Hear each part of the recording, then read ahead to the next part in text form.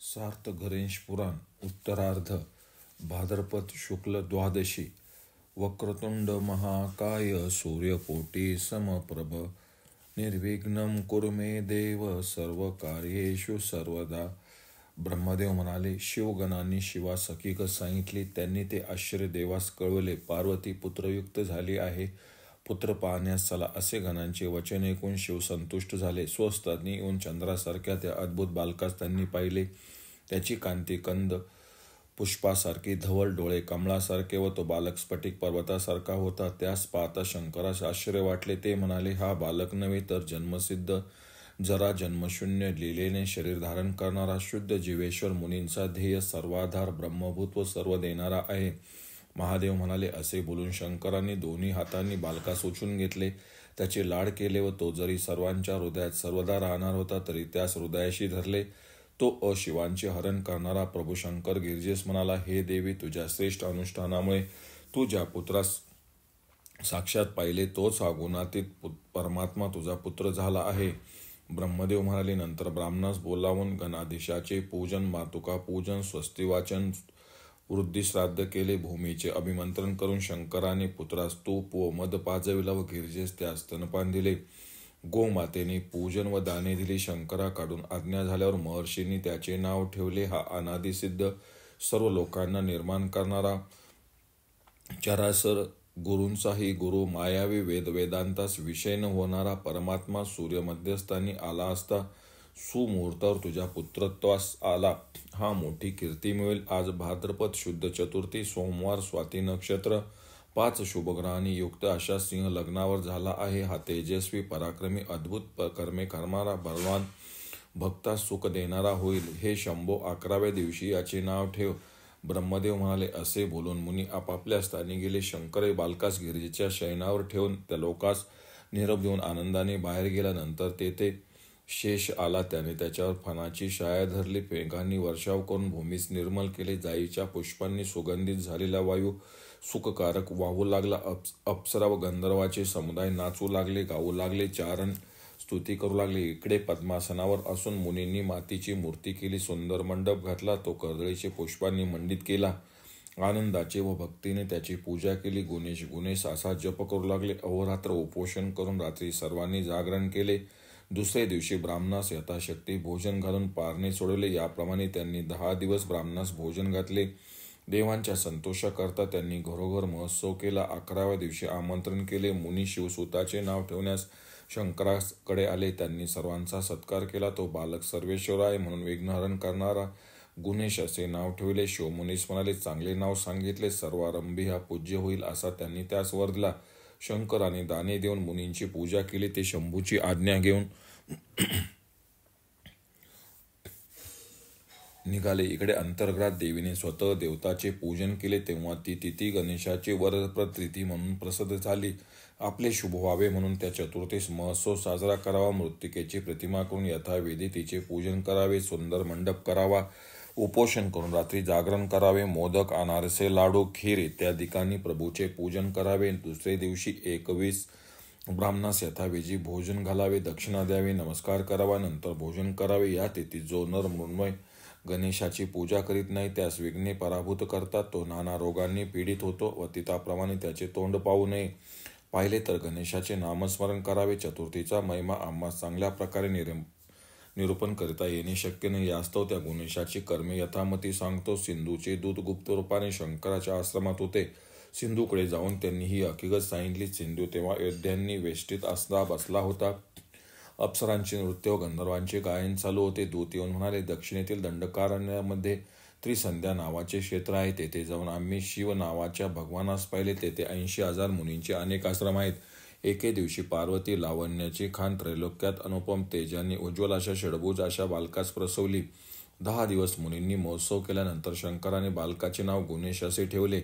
आम्ही तेथील वाद्यघोषाने जणू बधीर झालो होतो. त्यावेळी जर त्यास मारण्यास आम्ही गेलो असतो तर त्याच्याजवळ 7 कोटी गण होते. त्यातील एकेकाचे पर्वत उपटून टाकण्याचे सामर्थ्य होते. त्यांनी आम्हास मारले असते. मग येथे येऊन वृत्तांत कोणी सांगितला असता. यावर ब्रह्मदेव म्हणाले, दूत असे बोलत आहे तोच त्याने आकाशवाणी ऐकली. हे सिंधू, तुला मारणारा कोठेतरी उत्पन्न झाला आहे, सावध राहा. सिंधू म्हणाला, मारा मारा, कोण हे दुष्ट वचन बोलत आहे. ब्रह्मदेव म्हणाले, त्याचबरोबर कित्येक उघड्या मारून पडले, कित्येक पळत सुटले. तोच त्या दैत्यास मूर्छा आली. तो भूमीवर पडला. 2 घटिकेने सावध होऊन तो दैत्य चिंतातुर, म्लानवदन, निरुत्साह, निस्तेज होऊन अडखळणाऱ्या वाणीने म्हणाला, त्रैलोक्याच्या कंटकाचाही कंटक असा कोण आला आहे? हत्ती सिंहास भक्षण हत्तीस कसा मारील?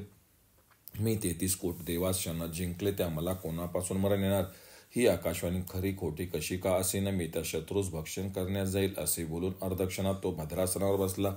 ती वार्ता ऐकून तेथे सर्व वीर आले. ते म्हणाले, तू मृत्यूचाही मृत्यू आहेस. तुझा मृत्यू कसा होणार?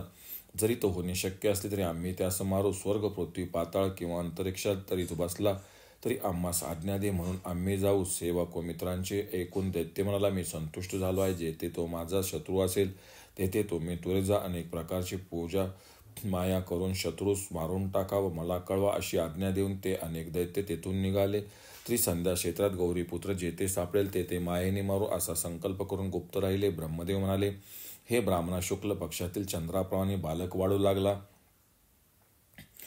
गौरीच पुत्र झाला. हे ऐकून हिमालय मौल्यवान रत्ने अलंकार घेऊन आला. त्यास अंगणात पाहताच त्याची कन्या धावत आली. पुष्कळ दिवसांनी आलेल्या त्यास आलिंगन देऊन तिने आनंदाश्रू ढाळले. त्यानेही तिला आलिंगन दिले. गौरी म्हणाली, तू कसा निष्ठुर झालास? माझा समाचार कधीच घेत नाहीस, कोणास माझ्याकडे पाठवित नाहीस, असा तू दया शून्य का झालास? हिमालय म्हणाला, गौरी, तू खरे म्हणतेस, पण माझे प्राण कंठात राहिले आहे. त्यामुळेच हे शंकरप्रिय तुझ्या दर्शनाच्या इच्छेने आलो. गायीचे मन जसे वासराच्या ठिकाणी तसे माझे मन तुझे ठाई आहे. ते ऐकून तिने त्यास आसन दिले. त्यावर बसलेल्या पर्वतकन्येस म्हणाला, नारदाच्या मुखाने तुला अतिअद्भुत पुत्र झाला. हे ऐकले त्यामुळे विघ्नहरण करणाऱ्या त्या बालकास पाहण्यास आलो. ब्रह्मदेव म्हणाले, हे ऐकताच पार्वतीने बालकास पित्याच्या मांडीवर ठेवले. तेव्हा त्याच्या अंगावर अलंकार घालून त्याचा महिमा सांगू लागली. चंद्र आपल्या किरणाने पृथ्वी शीतल करतो, तसे हा महामायावी बालक हिला निष्कंटक करेल, देवास आपल्या स्वस्थानी स्थापिल. मुनीश्वर या तुझ्या पुत्राच्या चरणांची सेवा करतील. स्थावर व चर ही याचीच रूपे आहेत. हा 1000 डोळे 1000 पाय, जगाच्या कारणाचे कारण, सहस्रूप अनंत मूर्ती, ब्रह्मादी देवांचा ध्येय आहे. त्रैलोक्यात असा शुभ बालक मला कोठेही दिसला नाही. हे शुभे, हा पुरातन निधी आहे. याच्या रक्षणाचा विषय मोठा यत्न कर. ब्रह्मदेव म्हणाले. असे बोलून हिमालयन त्याच्या मस्तकावर मुकुट, भुजात बाहुभूषणे, हृदयावर कमल, कानात रत्नकुंडले, कमरेवर कटीसूत्र, पायात मूल्यवान घागरे भूषणे घालून त्याचे हेरंबासे विघ्नहरण करणारे व भक्तास अभय देणारे नाव ठेवले. नंतर भोजन करून आज्ञा घेऊन पर्वतराज स्वस्थानी गेला. एके दिवशी बालक आश्रमात क्रीडा करते. एक महापराक्रमी गुध्र रोपे दैत्य ज्याच्या पंखाच्या वाऱ्याने पर्वताचे चूर्ण होईल, पापाच्या आघाताने प्रचंड शिला व वृक्ष डोळीस मिळतील, असा तो गुध्रासूर पंखाच्या छायाने बालकात झाकून अंतरिक्षात घेऊन फिरू लागला. तेव्हा त्याच्या पंखाने उडलेल्या धुळीने सर्वांचे गोळे आच्छादित झाले. त्याच्या शब्दांचे कान बधीर झाले. नंतर बालकास चोचीत धरून सर्पास घेऊन जाणाऱ्या गरुडाप्रमाणे तो अंतरिक्षात दूर गेला. बालकाचा पराक्रम न जाणारा तो दुष्ट आकाशात फिरू लागला. तोच गिरजा, माझा बालक कोठे आहे, कोठे गेला म्हणू लागली. तिला तो ओट्यावर दिसला नाही. तेव्हा ती शोकाकुल झाली. माझ्या पुत्रास कोणी दुष्ट परमात्म्याने नेले असे म्हणून ती खाली बसली. तिला आकाशात गुध्राच्या मुखात असलेला पुत्र दिसला. तेव्हा ती मूर्छित होऊन पडली. हे सुरेश्वरा, धावधाव असे म्हणून ती खाली बसली. तो तिला आकाशात गुध्राच्या मुखात असलेला पुत्र दिसला. मजवर हे आकाश कसे कोसळे असे म्हणून तिने शंकर निष्ठुर कसा झाला. मी काही न करता खाता 12 वर्ष तप केले, त्यामुळे हा करुणासागर ईश्वर माझ्या घरी अवतरून झाला, पण तो निधीमज अभाग्नीच्या पापसंचया मिळेल असे ती म्हणू लागली. तो गेला तेव्हा माझे सुख नष्ट झाले अशी ती शोक करू लागली असता तिच्या सख्याही रडू लागल्या. अनादि निधन अशा त्या बालकाविषयी तुला शोक करणे उचित नव्हे. तुझ्या अनुष्ठानामुळे तो स्वयंप्रकाश ईश्वर अवतीर्ण झाला आहे. आजपर्यंत मृत्तिकेची मूर्ती सचेतन झाली नाही का? सांग, असे युक्तीने व ज्ञानाने तिच्या सख्यांनी समाधान केले. तू स्थिर हो, एका क्षणात बालकाला तू येथे पाशील. अंतकाचाही अंतक असा तो बालक खचित येईल. सखीजन असे बोलत आहे. तोच बलाढ्य बालकाने श्वास बाहेर जाणार नाही अशा रीतीने आपल्या मुष्टीने त्याची चोच धरली. तेव्हा श्वासाचा निरोध झाल्यामुळे गतप्राण झालेला तो गुध्र वज्रप्रहार झालेल्या पर्वताप्रमाणे भूमीवर पडला. खाली पडणारा तो गुध्रदेह 10 योजने विस्तीर्ण झाला. त्याने चराचे चूर्ण केले. तोच एक चमत्कार झाला. मार्गावरील जुनी झाडे मोडली. वरी पक्षी दशदिशेस गेले. तोच त्या बालकास पाहून सख्या म्हणाल्या, हा गिरिजापुत्र शरीरास थोडीही पीडा न होता पडला. ते ऐकून पार्वतीने त्वरेने बालकास उचलून हृदयाशी धरले. त्यामुळे तिला परमानंद झाला. तिला आश्चर्य वाटले. तिने अनेक दाने केली. हे ब्राह्मणो, याच्यावरील मोठे अरिष्ट आज टळले. यापुढे असे न हो. असे बोलून त्यांना नमस्कार करून ती कल्याणी आपल्या आश्रमात गेली. ज्याच्या शरीराचा विस्तार 10 योजने आहे असा हा बलाढ्य असुर कोठे व ज्याचे शरीर कोमल व आकृती लहान आहे असा बालक कोठे, पण याने त्यास मारले. आजच जर याचे इतके बल आहे तर पुढे काय करेल. असे सख्यास बोलून तिने त्यास स्तनपान दिले. हा लहान आहे असे समजू नये. असे जसे अग्निकण अनेक लाकडास जाळते तसे यांनी या असुरास मारले. नंतर या देहाचे तुकडे गणांनी दूर फेकून दिले. जो हे आख्यान ऐकतो त्याला राक्षसांकडून पराभव होत नाही. ब्रह्मदेव म्हणाले, दुसऱ्या महिन्यात गौरीने सायंकाळी बालकास माखून पाळण्यात घातले. ती आनंदाने गाऊ लागली. तोच त्याच्या वधाची इच्छा करणारे श्यम व कुशल नावाचे मायावी रूपे धारण करणारे दैत्य उंदीर होऊन आले. नखे व दाढाही त्याची आयुधे असे ते दोहोर उंदीर मंदिरात शिरले. त्याच्या अंगावर रोमांच उभे असले. ते दुष्ट पाळण्याजवळ भांडू लागले. त्याच्या चीची शब्दाने कांठळ्या बसल्या. त्याच्या पायाच्या आघाताने तेथील भूमी नांगरलेले शेताप्रमाणे झाली. तेव्हा हातात काठी घेऊन पार्वतीने दोघांस भिविले, पण पळता पळता दोघेही वर चढले. भांडत असताना दोघेही बालकावर पडले. वक्षस्थलावर आघात झाल्याने बालक कर्कश शब्द करून जागा झाला. तेव्हा पार्वती भ्याली. त्यांनी बालभावाने भीतीमय हात हलवले. तेव्हा त्याच्या आघाताने दोघेही मृतपाय होऊन रक्त ओकीत भूमीवर पडले. हे पाहून पार्वती भ्रांत झाली. थोडीशी दुगदुगी असलेल्या दोघांना गणांनी बाहेर नेले. गणेशाच्या हाताने झाल्या आघातामुळे दोघेही मोक्ष पावले. त्यांचे घोर देह 10 योजने विस्तीर्ण होऊन पडले. तसे ते पाहून गण, सख्या, पार्वती यामध्ये मोठा कोलाहल झाला. आश्रमातील वृक्ष, पर्वत, घरे त्यांच्या मृत शरीराच्या पडण्यामुळे उद्ध्वस्त झाली. तेव्हा त्याचे देह तोडून तोडून गणांनी बाहेर नेऊ टाकले. पार्वती भयाने व्याकुळ झाली. तिने बालकास उचलले. त्याच्यावर प्रेम करणाऱ्या तिने त्यास प्यावयास घेतले.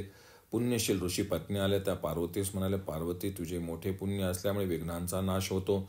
2 महिन्याच्या बालकाने दुष्टासुरास मारले. पुढे तर ते होणार त्याच्यासारखा कोणी होणार नाही.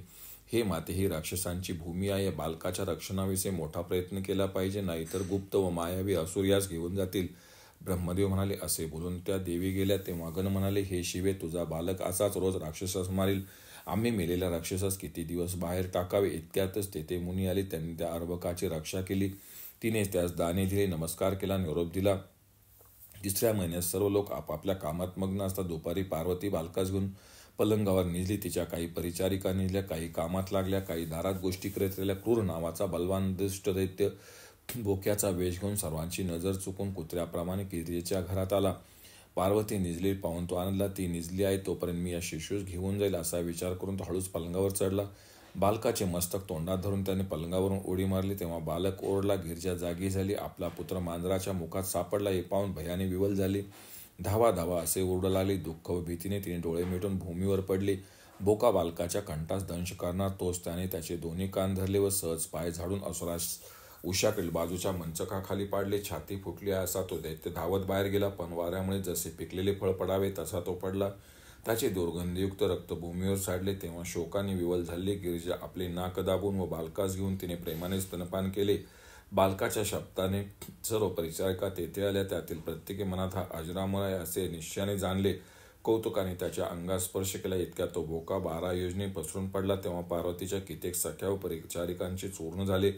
काही वेळाने गण आले. तशा त्या बोक्यास पाहून त्यांनी बालकाच्या पराक्रमाविषयी आश्चर्य केले. मार्मिक व दुष्ट दैत्य कोठे व बालकाच्या चरणाचा प्रार कोठे.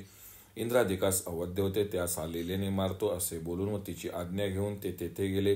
कित्येक बलवानाने दैत्यास बाहेर टाकले. पार्वती त्यास कडेवर घेऊन आपल्या मंदिरात शिरली. 4थ्या महिन्यात सूर्याचे उत्तरायण लागले. तेव्हा मूल असलेल्या व नसलेल्या ऋषीपत्न्या अनेक सौभाग्यद्रव्ये घेऊन पार्वतीच्या मंदिरी आल्या. तेव्हा त्या दक्ष कन्येने त्यास आसनाधीश देऊन सत्कार केला. बालकास कडेवर घेऊन तिने त्यास नमस्कार केला. हळदी कुंकवाने पूजा करीत असता त्यांनी चालू रांगू लागलेली व न लागलेली आपली बालके भूमीवर ठेवली. तेव्हा पार्वतीचा बालकही त्यांच्यात खेळू लागला. चंद्राप्रमाणे शोभणाऱ्या नक्षत्र मंडळाप्रमाणे तो व ती शोभू लागली. मुनिपत्न्या त्यास पाहून गिरिजेस म्हणाल्या, हे गौरी, शिवाने दिलेल्या तेजस्वी बालकाने तू धन्य आहेस. ज्या बालकामुळे आमचे बालक शोभत आहेत. निधीच्या सानिध्याने लोखंडात सोनेपणा येतो. अशा त्या कौतुकयुक्त झालेल्यांनी हळद, कुंकू, ऊस, गंध, गाजर, तिळगुळ, पंखे इत्यादींनी परस्परांची पूजा केली. कित्येकींनी अंगास व मुखास हळद लावली. तोच बालासूर नावाचा दैत्य बालरूपी होऊन त्यांच्यात खेळू लागला. जसे सिंहासी घोडा किंवा हत्तीशी रेडणा वाढतो तसे तो विनादाने भांडत असल्यासारखा पार्वती पुत्रांशी खेळू लागला. एकमेकाच्या गळ्याशी गळा घालून दोन्ही भयंकर बालके भूमीवर पडली. त्या दुष्टाने दोन्ही हाताने गजाननास नमस्कार मारले. दोन्ही हातांनी केस जो धरून राणे ओढले व रात्री म्हातारा कोला जसे ओरडतो तसे तो दुष्टच ओरडू लागला. तशा त्या उभय बालकास पाहून गिरिजा म्हणाली, हा बालड्य बालक कोणत्या ऋषीचा आहे हा दुष्ट माझ्या पुत्रास मारून गाढवासारखा प्रहर काढून रडत असतो. असो हा पोरांचा स्वभावच आहे. असे बोलून तिने उपेक्षा केली. दोघेही भूमीवर लोळणारे तर प्रेमाने एकमेकांचे केस धरून ओढू लागले. ते स्वतः हसून मुनिपुत्र व स्त्रियांनाही हसू लागले. जो दैत्य हे जाणून विनायक त्याच्याशी खेळत होता. दुष्ट बालासुराने दोन्ही हातांनी गणेशाचा जीव घेण्याकरता कंठप्रदेश धरला, तेव्हा त्याने त्यास उलट धरले. त्यामुळे असुरांचा श्वास कोंडला. दैत्यपुत्र विवळ झालेला पाहून स्त्रिया काळजीत पडल्या व याने या बालकास मारले असे ओरडल्या. कित्येक पळत जाऊ लागल्या, त्यास सोडू लागल्या, पण त्याने त्यास सोडेना. स्त्री पुरुष थकले, पण अंबिकेस म्हणाले, तू तरी यास सोडत नसता मुनिपुत्र मरेल. तेव्हा पार्वती, बाळा यास सोड. हा जर मेला तर मुनी आपणास शाप देईल. जीवदानाहून अधिक पुण्य ब्रह्मांडात नाही. शापाने तुझी महाशक्ती झाली असे म्हणाले. ब्रह्मदेव म्हणाले, गिरिजा प्रार्थत करीत आहे तोच. हा म्हणता बुडबुड्याप्रमाणे त्याचे प्राण डोळ्यात देखत गेले. तोच सर्वांनी भयंकर मुख व 10 योजने दीर्घ व प्रचंड वृक्षाचे चूर होऊन पडलेल्या त्यास पाहिले. तेव्हा लांडग्याच्या कळपात पाहून गायी व मेंढ्या भयाने पळतात, तसे त्या भ्यालेल्या स्त्रिया बालकांसह येऊन त्वरेने जिंकून गेल्या. गिरिजाई बालकास घेऊन त्याच्या मांडीवर ओवाळी, स्तनपान दिले, ब्राह्मणाकडून शांती करवले, त्यास पुष्कळ धान्य देऊन त्यांनी आशीर्वाद घेतले. असुरांची माया कळत नाही. याला मारण्यास कितीतरी राक्षस येतील, पण ते दुष्ट माझ्या बालकाच्या हातून नाश पावतील. कारण ईश्वर अनुकूल असला तर मनुष्यास कोण पीडा करील. तिचे वचन ऐकून मुनिपत्न्या घरी गेल्या. गणाने दैत्यास बाहेर टाकून स्नान केले व घरी गेले. ब्रह्मदेव म्हणाले, मुनींच्या मुखाने गिरिजेस महाबलाढ्य पुत्र उत्पन्न झाला आहे. बालकास 5वा महिना लागला असता मरीची मुनी त्यास पाहण्याकरता आले. ते भूत भविष्य वर्तमान जाणणारे, दगड ढेकूळ सोने समान मानणारे, वेदशास्त्राच्या अर्थांचे तत्व जाणणारे, त्याने आपल्या व दुसऱ्यांचा भ्रम घालविला आहे. ते मनाने जगाचा संहार, रक्षण व उत्पत्ती करण्यास समर्थ. त्याला पाहताच पार्वती सख्यांसह त्याच्या पायावर पडली. अत्यंत आसनावर बसवले. भक्तीने त्यांचे पाय धुतले व ते पवित्र तीर्थ प्राशन करून त्यातील थोडे आनंदाने घरात शिंपडले. ईश्वरमय भावना असलेल्या पार्वतीने त्यांची षोडशोपचारे पूजा केली. आनंदाने ती म्हणाली, तुझे अलभ्य चरण पाहिले. मुनी म्हणाले, हे देवी, मी आत्म्यामध्ये तल्लीन होणारा असून कुठेही जात नाही, पण अकस्मात तुझा पुत्र माझ्या ध्यानाचा विषय झाला, त्यामुळे तू तो व शंकराच्या दर्शनाच्या इच्छेने आलो. ब्रह्मदेव म्हणाले, ऋषीचे वाक्यवून प्रीतियुक्त मनाने गौरीने पुत्रास त्यांचे मांडीवर ठेवले व म्हणाली, तुमच्या दर्शनामुळे माझे भाग्य कुळास आले, मोठे पुण्य लागले व पुढे माझे कल्याण होईल. मुनी म्हणाले, हे गौरी, हा तुझा पुत्र मला ब्रह्मस्वरूपी भासतो. षटचक्रांचा भेद करण्यात निमग्न असणारे व वायुभक्षण करणारे योगिनिष्ठ महर्षी ज्याची उपासना करतात, तोच हा तुझा पुत्र होय. त्रिगुणाच्या भेदामुळे त्रिमूर्ती व उत्पत्ती, स्थिती व लय या 3 क्रिया करणारा आहे. याच्या सत्तेने शेष पृथ्वीस मस्तकावर वाहतो. हा अनुरूप, स्थूलरूप व 27 तत्वे जाणणारा आहे. चेतन व अचेतन विश्व यांचेच रूप आहे. हा सर्व करणारा आहे. पूर्वी हा दशभुज व सिंहारूढ विनायक होता. दुसऱ्या युगात तोच 6 भुजा मयूरवाहन चंद्रासारखा तेजस्वी मयुरेश नावाने प्रसिद्ध होईल. अनेक दैत्यांचा नाश करणारा. तिसऱ्या युगात रक्तवर्ण 4 हाताचा गजानन नावाने प्रसिद्ध व कलियुगात धूमकेतू या नावाने प्रसिद्ध होऊन धूम्रवर्ण 2 हाताचा होईल. सर्व दैत्यास मारील. हे गौरी, याचा दैत्यापासून सत्वर रक्षण कर. गौरी म्हणाली, हा बाल असून याने अनेक चपल दैत्यांचा नाश केला. हे मुनिश्रेष्ठा, हा पुढे कोणते कर्म करील मला कळत नाही. दैत्य असून साधू व देव यांचा द्वेष करणारे आहेत. यास्तव तू त्याच्या गळ्यात काही रक्षा करून बांध. मुनी म्हणाले, प्रथम युगात 10 हात सिंहार बसलेल्या विनायकाचे ध्यान करावे. त्रेतायुगात सिद्धी देणाऱ्या 6 हात मयूरासनाचे चिंतन, द्वापरामध्ये रक्तवर्ण 4 हात अशा गजाननाचे मनन व कलियुगात 2 हात शुभ्र वर्णाने रमणीय व सर्व फल देणारा अशा धूम्रकेतूचे ध्यान करावे. विनायक शाखेचे रक्षण करो. सुंदर शरीराचा महोत्कट मस्तकाचे रक्षण करो. काश्यप भालप्रदेशाचे महोदर 2 भिवास, भालचंद्र डोळ्यास, गजवदन दोन्ही ओटास, घनक्रीड जिभेस राखो. गिरिजापुत्र हनवटीचे, विनायक वाणीचे, दुर्मुख दातांचे, पाशपानी दोन्ही कानांचे, इष्टार्थ देणारा नाकाचे, गणेश मुखाचे, धनंजय कंठाचे, गजकंत दोन्ही खांद्याचे, विघ्न विनाशन स्तनाचे, गणनाथ हृदयाचे रक्षण करो. हेरंब जठराचे, धराधर कुशीचे, विघ्नहर पाठीचे, महाबलवान वक्रतुंड गुह्य व लिंगाचे, मूर्तिमान घनक्रीड गुडघे, जंगा व उरुमंडळाचे, महामुद्दिबान एकदंत पाय व घोटे यांचे रक्षण करो. क्षिप्रस प्रसादन बाहूंचे, आशा प्रपूर्वक हातांचे, पद्महस्त अरिनाशक अंगुली व नखांचे, विश्वव्यापी मयुरेश सर्व अंगाचे, येतेनं सांगितलं जे स्थान असेल त्याचे रक्षण धूम्रकेतू सदा करो. आमोद पुढे प्रमोद, पाठोमागे बुद्धीश, पूर्व दिशेस सिद्धिदायक अग्नी, उमापुत्र दक्षिण, गणेश्वर नैऋत्य, विघ्नहर्ता पश्चिम, गजकर्ण वायव्य, निधिप उत्तर, ईशनंदन ईशान्य दिशेमध्ये रक्षण करो. एकदंत दिवसा, विघ्नहर्ता रात्री, व संध्या समयी रक्षण करो. राक्षस, असुर, वेताळ, ब्रह, भूत, ग्रह, पिशाचे यांचेपासून पाशांकुशकर तर रक्षण करो. सत्व, रजतम, स्फूर्ती, ज्ञान, धर्म, लक्ष्मी, आयुधे, कीर्ती, दया, कुल, शरीर, धनधान्य, घर, स्त्री, पुत्र, मित्र व पौत्र इत्यादिकांचे सर्व आयुधे रक्षण करणारा. मयुरेश, सदा रक्षण करो. बकऱ्या व मेंढ्या यांच्या समूहाचे रक्षण कपिल करो. गायी व घोडे यांचे रक्षण विकट करो. हे कवच भूर्जपत्रावर लिहून जो बुद्धिमान पुरुष कंठात धारण करील त्यास यक्ष, राक्षस, पिशाच यांच्यापासून भय राहणार नाही. याचा त्रिकाल जप करतील त्यांचे शरीर वज्रासारखे होईल. यात्राकाली पठण करीत त्यांच्या निर्विघ्नाचे फळ मिळेल. युद्धसमयी पठण केले असता निश्चितच जय मिळेल. मारण, उच्चाटन, आकर्षण, स्तंभ, मोहन कर्माकरता 21 दिवस रोज 7 वेळ यात संशय नाही. दिवस रोज 21 प्रमाणे पाठन केले तर तो राजास वध्य असलेले व कैदेत असलेले असे सोडील. राजदर्शन समेत 3 वेळ पाठ करून जो जाईल तो प्रधान व राजास वश करून सभेत जय मिळेल. हे कवच मुद्गलाने कश्यपास सांगितले. कश्यपाने मांडव्यास व मला कृपा करून मांडव्याने सांगितले. सर्व सिद्धी देणारे हे कवच भक्तिहीनास देऊ नये, श्रद्धावानास द्यावे. हे सर्वांचे रक्षण करणारे व मनोकामना पूर्ण करणारे आहे. या कंसाने मी यांचे रक्षण केले आहे, त्यामुळे त्यास राक्षस, असुर, वेताळ, दैत्य, दानव इत्यादीपासून कधीही बाधा होणार नाही. गणेश कवचाचे रक्षण हा अध्याय संपला. ब्रह्मदेव म्हणाले, नंतर गौरीने नमस्कार करून त्यांच्या मांडीवरून पुत्रास घेतले. त्यांची आज्ञा घेऊन आनंदाने ती आपल्या मंदिरात गेली. तोही तिची आज्ञा घेऊन शंकरास नमस्कार करून आपल्या आश्रमास गेल्यानंतर गौरीने शुभ दिवशी गौतमादी ब्राह्मणास बोलावून बसविले. तिने त्यांच्याकडून ब्राह्मणास नमस्कार केला, स्वतःही नमस्कार केला. सर्व देवगण भेटी घेऊन आले. शिवगण, गंधर्व, अप्सराही आल्या. तेव्हा गौरी ब्राह्मणास म्हणाली, सर्व मुनींचा विचार करून ब्राह्मण याचा उपवेशन संस्कार करत.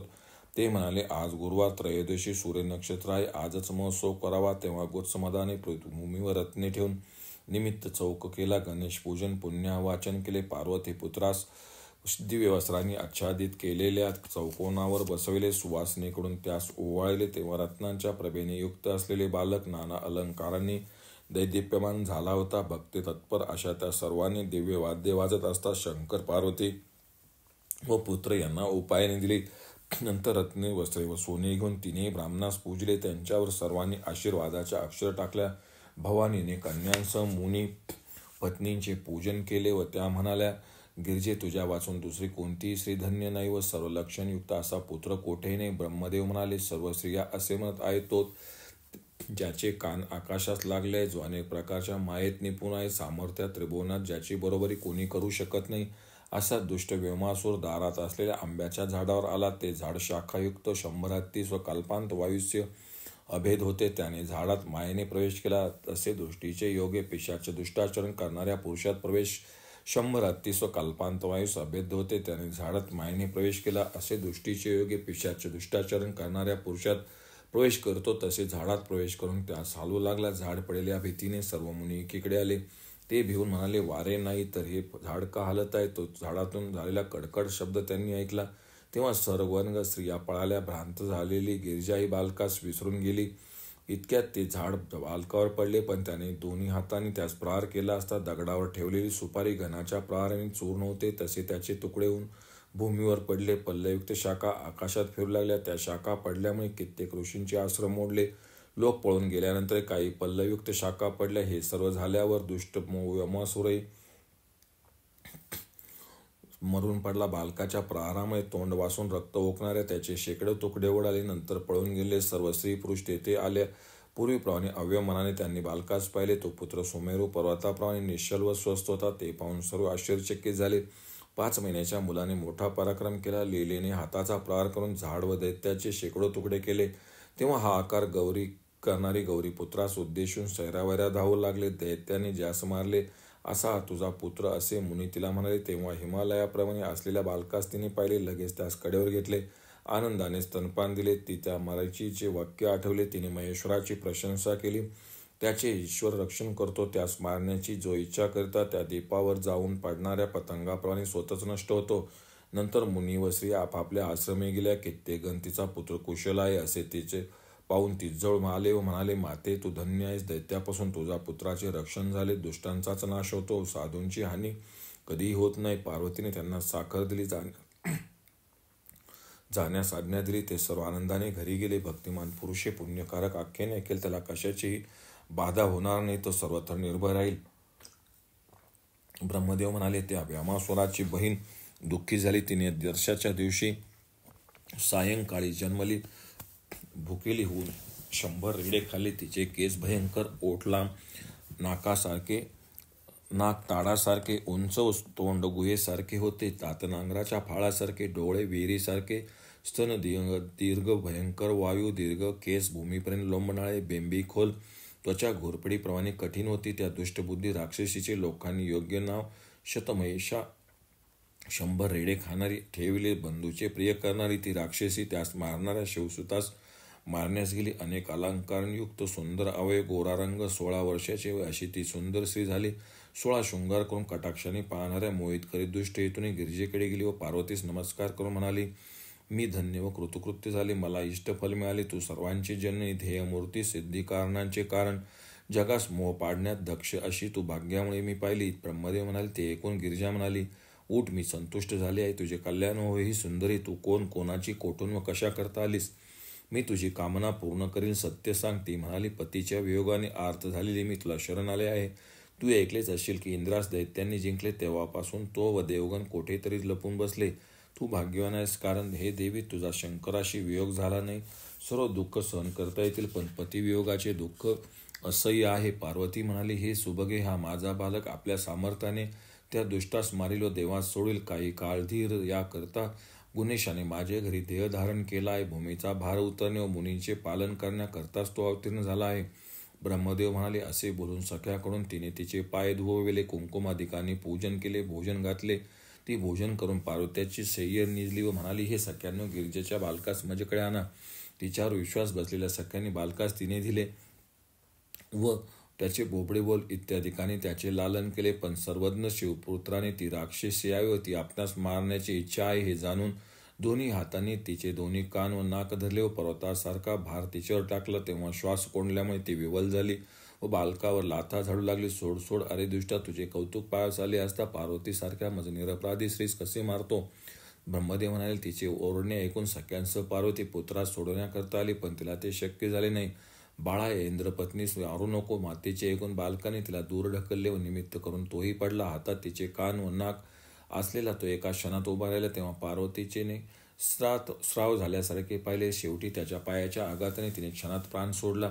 ती मेलेली पाहून प्रेमाने मन भरलेली पार्वती शोक करू लागली. म्हणाली, हा माझा बालक चपल आहे. आज माझा दुर्लौकिक झाला. शचीस मारले. ऐसे ऐकून इंद्र येथे धावून आला तर काय करेल कळत नाही. तिच्याजवळ जाऊन पाहते तर ती अशुभ तामसी असलेली दिसली. 10 योजने विस्तीर्ण पडलेली. तिने जमीन व झाडांचे चूर्ण केले. तेव्हा तिने शोकाचा त्याग करून पुत्राची प्रशंसा केली. अंगात जखमही अशा पुत्रास घेतले व गेली. तिला आश्चर्य वाटले. ही स्त्री आहे अशी शंका तिला आली होती, पण बालकाचा पराक्रम पाहून त्याच्या पौरुषाविषयी तिला आश्चर्य वाटले. तिच्या सख्यांना नाक व कान तुटलेल्या राक्षसीस पाहिले. एकमेकींच्या हातावर हात मारून त्या हसून म्हणाल्या, या बालकाचे कोण हे लाघव, किती सामर्थ्य! शिवगणाने त्या राक्षसीस दूर फेकून दिले. असे ते अरिष्ट टळले असता गौरीने भक्तीने दाने दिली. त्यास 7वा महिना लागला. तेव्हा एके दिवशी मध्यरात्री सर्व लोक निजली होती. जशी दिशा अंधाराने भरल्या. रानातील पशु व बेडूक ओरडू लागले. दिव्य अस्त्राने घातलेल्या पलंगावर पार्वती निजली होती. सख्या व गणही गाढ झोपले होते. तोच कमठासूर नावाचा दैत्य आला.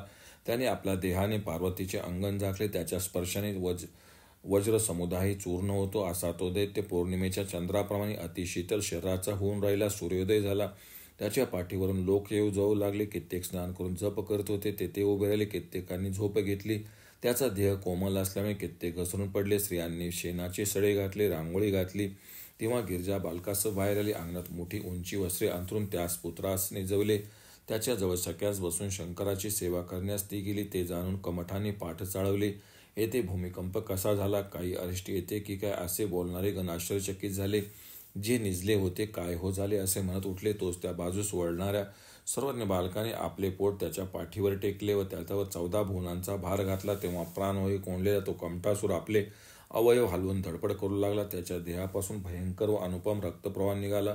तेव्हा तो कमठ उड्डाण करू लागला, पण त्यास तसे करता येईना. जेथे जे सुखाने राहिलेले गण होते ते काय अरिष्ट उत्पन्न झाले, हे भूमीवर वारंवार का हलते असे म्हणून निघून गेले. इतर स्त्रिया व सख्या पार्वतीची सेवा करण्यास गेल्या होत्या. तोच ते गण तेथे येऊन म्हणाले, हे माते, एकतर तुझ्या बालकास कोणी नेले असेल किंवा तो मेला तरी असेल. तू लवकर उठ. हे ऐकताच ती त्वरेने बाहेर आली. तू पुत्र निश्चल आहे हे पाहून ती त्याला उठू लागली, पण तो भूगोला इतका जड झाला हे पाहून विषण्ण होऊन ती तेथेच राहिली. तोच बालकाने त्याचे मर्दन केले असता तो मेला. तो 10 योजने विस्तीर्ण होऊन पडलेला दैत्य आहे. तिने पाहिले, मुख पसरून तो रक्त ओकीत होता. त्याने आश्रम व झाडांचे चूर्ण केले. तेव्हा तिने बालकास घेऊन स्तनपान दिले. नाना प्रकारची माया रचणाऱ्या असुराची प्रवृत्ती कळत नाही. शंकराच्या कृपेने मला हा पुत्र पुन्हा मिळाला. याने कृतांताहून बलवान असलेल्या कमठासुरास मारले. तो सख्या व गण तेथे आले. बालकाचे क्षेम विचारले. तो कुशल आहे असे गौरीने आनंदाने सांगितले. गणांनी असुराचे तुकडे करून बाहेर टाकले. देवांनी बालकावर पुष्पवृष्टी केली. जो हे श्रेष्ठ आख्यान ऐकेल किंवा ऐकवेल तो अरिष्टापासून मुक्त होईल. त्याच्या सर्व कामना पूर्ण होतील. व्यास म्हणाले, हे ब्रह्मदेवा, गुणेशाने केलेले पापनाशक अद्भुत कृत्य मी मुखातून ऐकले. हे सर्वज्ञ ईश्वेश्वरा, ती आणखी ऐकण्याची इच्छा पूर्ण होत नाही. बालकाचे चरित्र पुन्हा सांग. ब्रह्मदेव म्हणाले, हे ब्राह्मणा, गुणेशाची कथा लक्षपूर्वक ऐक. ती ऐकण्यास रम्य, पापनाशक, धर्ममोक्ष देणारे आहे.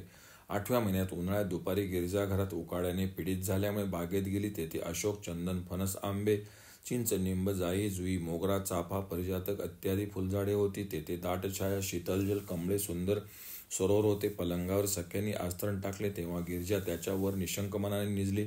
दगडाची मूठ असलेल्या मयूरपिच्छाच्या अंकाने पंख्याने सख्या वारा घालीत होत्या. तिचा डोळा लागला. तो तलवार नावाचा प्रसिद्ध बलवान दैत्य तेथे आला. त्याने मंचकात प्रवेश केला व मंचकासह आकाशात उडाला. त्याच्या शब्दाने घाबरलेल्या दोन्ही सख्या भूमीवर पडल्या.